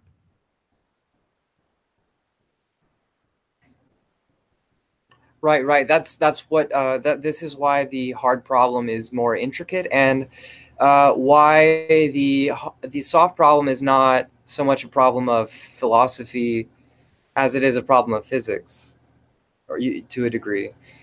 There's still some significant philosophical challenges even to the soft problem, which Jennifer could probably ramble on about, but they're much more limited compared to the objections to the hard problem. Yeah, precisely. Yes. I'm going to say you don't have consciousness to say that you didn't smell that smell. And so, like, yeah, I know I just smelled that smell. Like, I know I just recognized that face. I know this thing, as opposed to the origins of consciousness, or can consciousness arise from the physical, and that's why I mentioned smell, because as opposed to thought processing, like even a calculation like 2 + 2 = 4 is questionable whether that derives from a physical process, as opposed to recognizing a smell almost certainly is completely derivative of material processes, that that there's some sort of chunk, and that we know basically all elements of how a person would go about smelling something and then recognizing it, although there's still the consciousness level aspect that even on a neuronal basis, we could completely understand how there's a smell out there, and how a person smells it and recognizes the smell. We still can't explain the consciousness level of who is the I, or what creates the experience of there being a me that recognized that smell.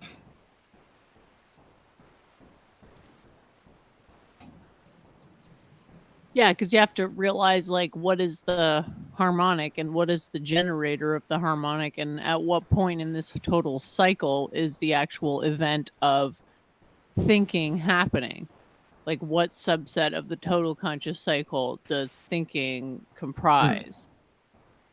But it's like, if free will is an illusion, thinking it is an illusion to a certain perspective, that we just, so to say, we think we have free will, and even say we just think we think. We don't actually think, we just chunk. And chunking is a determinative process that when a person goes about decision making, it's based completely determinative on previous chunks, and a person might have some sort of sensation, like they're like analyzing a chess position and going through the various possibilities and the repercussions of it, but that's just a false phenomenon, and in reality it's a determinative process. And that consciousness also, that the direction of science not only is saying we don't have conscious, is saying that we don't have free will, and could possibly say we don't actually even think or make decisions, that even that is an illusion.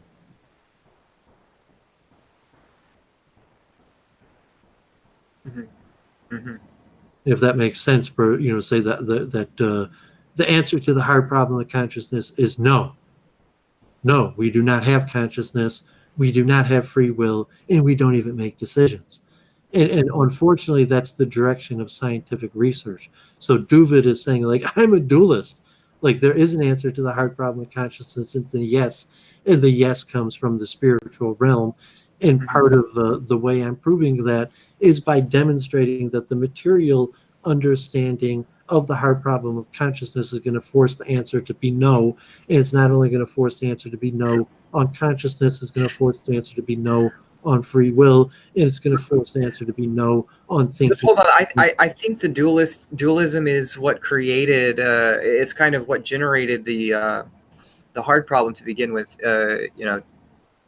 Dualism, Cartesian dualism specifically generated a perception that we could have science, because Descartes at Descartes' time, science was all, science was an established undertaking, and so he just said, well, let's relegate science to that stuff, and then like we'll get God over here.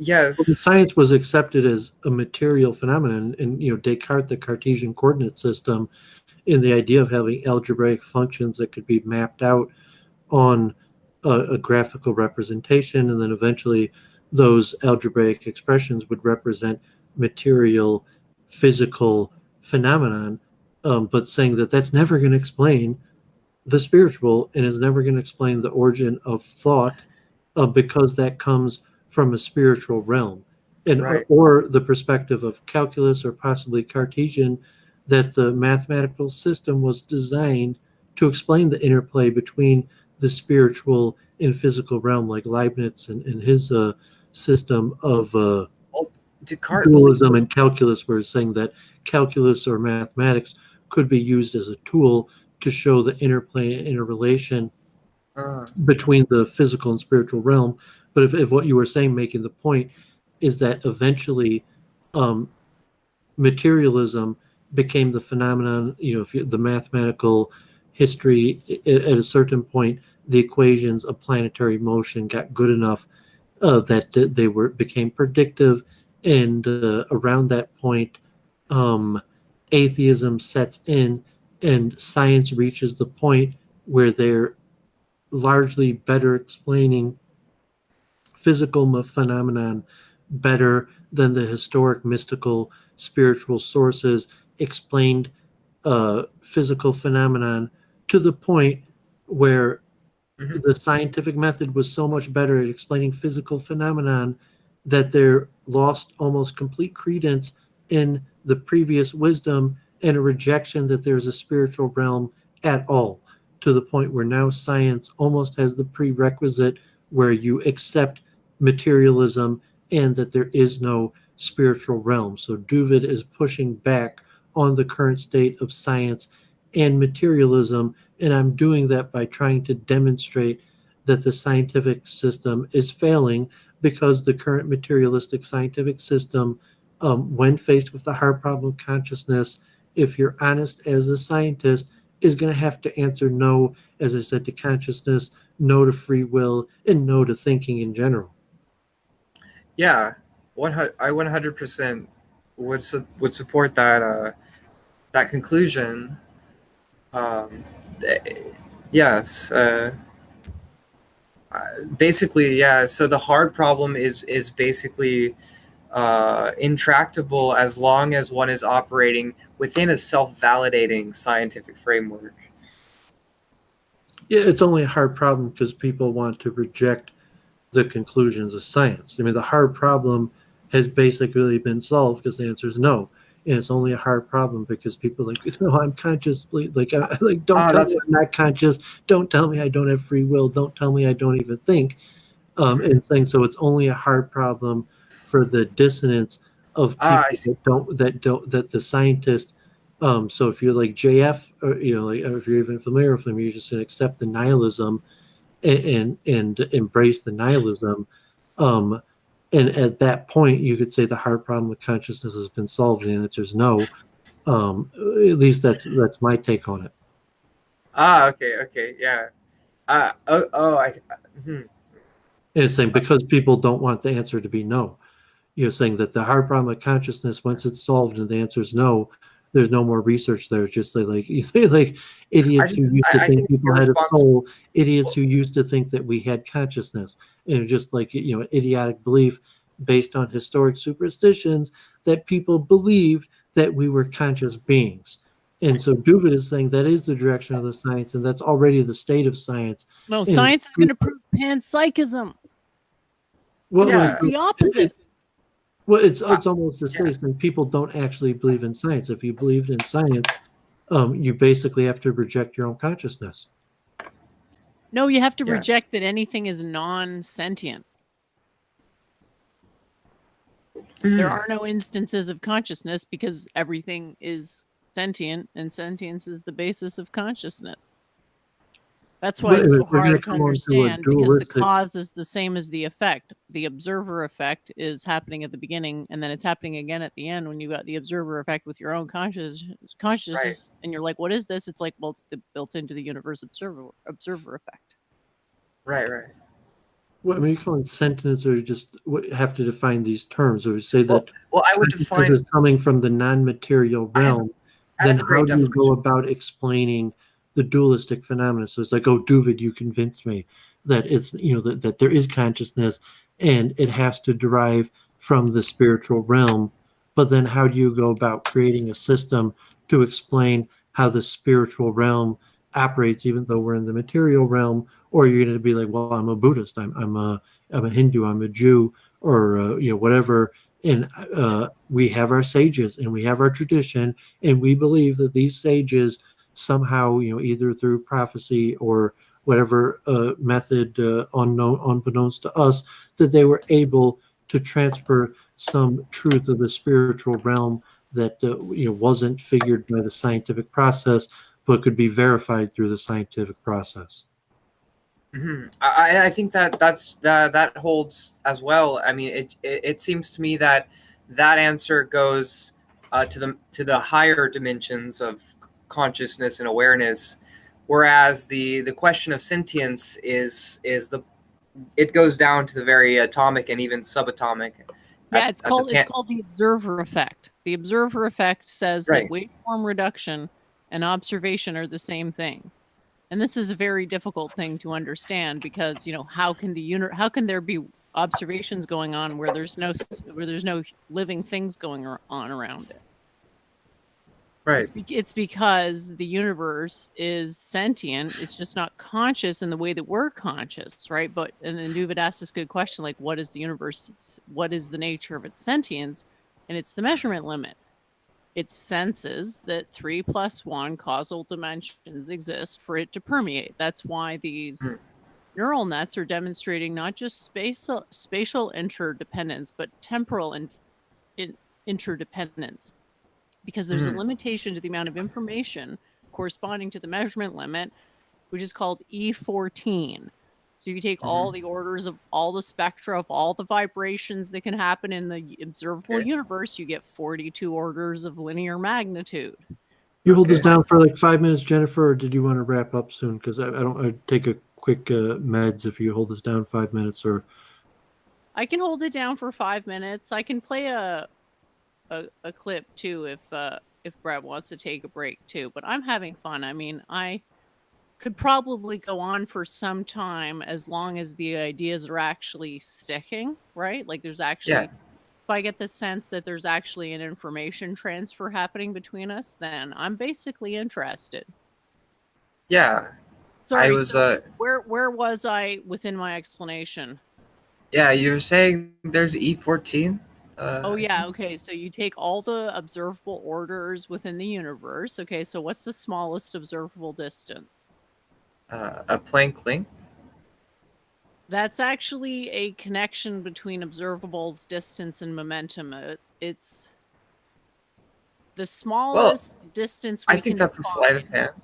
Is the protonic radius. Because the smallest distance that we can what? Would you say that again? We can't observe anything smaller than a proton in size, which has a radius we can deduce by its effective action potential. Now, we can argue about whether that's correct, but I would argue that. I'm asserting you can argue that our interpretations of it are incorrect, and you can argue that the assertion is incorrect, but at least understand that the assertion is that the proton is the smallest size we can meaningfully resolve. Okay. If you've defined it like that. Okay. And then what's the largest size we can meaningfully resolve? I would say at the level of the biological cell. Well, no, we can resolve the distance between houses, can't we? Bigger than that. Sure. So Sure, what's the sure, largest? sure. Go even bigger. Leave the planet. Well, the Be Elon Theosphere. Musk. You could say the Theosphere. Yeah, Elon Musk. So in what are the 1,000 years. boundaries of the Theosphere then? Just try to reason it out logically. What's the largest Well, the observable causal distance? the sphere of the God himself. If you go beyond the Theosphere, it's pretty much God. Just think of it like if you were trying to explain it to a scientist. The way I put it is, it's the largest interstellar distance, right? So I could take a machine and calculate and estimate the distance between all the stars in the sky, right? And then I Mhm. take all those numbers and then I rank them and I choose the largest number. And the argument is that I can inscribe the observable universe inside a geometric form, which is of size, a cube, for example, or a sphere of size equal to the largest interstellar distance, because by definition, all the other stars are within this, sphere or cube or what have you. Okay. So this is Okay. just to get a geometric intuition for what we're talking about with E14, okay? Oh, So okay. that's the argument. We go from the smallest distance we can make sense of to the largest distance we can make sense of. So we can conceive of smaller distances and larger distances, but we can't perceive them. That's all I'm saying. Oh, okay. So we can think of them, but we can't conceive them? Well, I could think of something that's half the size of a proton. Can you? I just did it. And then I thought of something that was a quarter, because it's a cultural construct, bro. It's a mental construct. So you can conceive of, imagine, a proton, and then I'm modeling it as a bumbleberry pie, and then I just cut it into 12, and it's like I could conceive of that, but then if I actually go to experimentally observe it, I can't do that. The finest grain I can get is the proton. Okay. Without. Okay. So I see. You have to recognize the argument. The argument's not trying to say more than what it's saying. It's just, it's not saying other stuff doesn't exist. What we're trying to do is parameterize what's observable.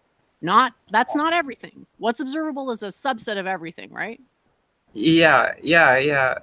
But if you imply an intuitive schema, like you said, you could. We haven't got to the schema yet. We're still at the logic behind the schema. So you follow the logic, right? So now what we do is we want to see how many times do we have to multiply the proton size by 10 before we get to this largest size that we can conceive of, right? Yeah. How many times? So I actually did this calculation, and the answer is 42.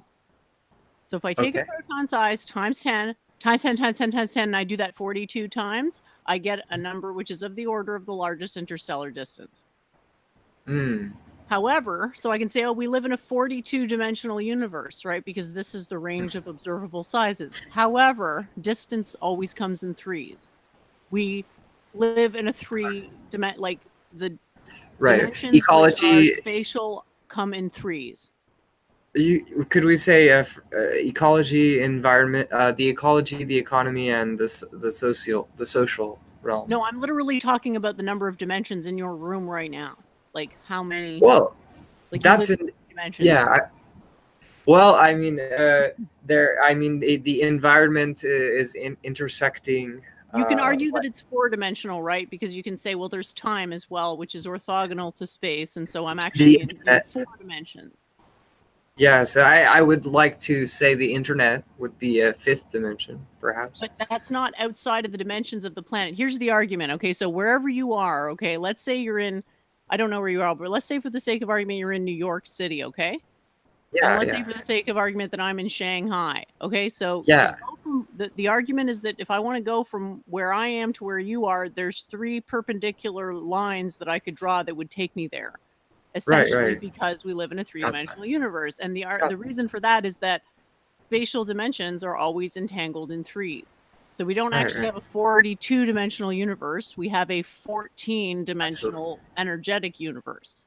Absolutely, yeah. Because you have to crumple down, assimilate the dimensions, because there's no such thing as just a random 1-dimensional object floating around. Like everything comes in threes. And that's what is being observed. That's why it's essentially a panpsychic model, because the argument is that observation, the fundamental thing the universe is observing is the fact that it has 3 + 1 dimensions, and it's constantly permutating through all the states corresponding to that existence. And then we have another existence, which is on top of what's already there. But what's already there, by many definitions, would be counting as conscious. We would just have to find a way to scale up that how do you say 1, 2, 3 trilinear. It's the measurement limit. The That's trilinear what I call measurement it. limit. The trilinear measurement limit. Can I call it that? Well, you can play around with it, and we should eventually just go with whatever label is the most feels the best to say, right? Like we want to get the eigenvalue, we want to get the right eigenvalue for it, so we can like try it out. Yeah. But basically, the idea is that there's perfect geometric shapes that are rigid in a way that material causality isn't. It's like the monad versus the demiurge. The monad is static in a way that the demiurge is dynamic. Mm-hmm. And this is a similar thing. You have a bunch of static objects which dictate the precession of dynamic objects. Mm-hmm. And I've got a diagram for it on the screen right now. I don't know if you can see it, but there's 3 realms. You have your pure form realm, which is where the sphere lives. The sphere is so this is the realm of things that you can conceive but not perceive. So this is where Doovid's multiple truth hypothesis lives.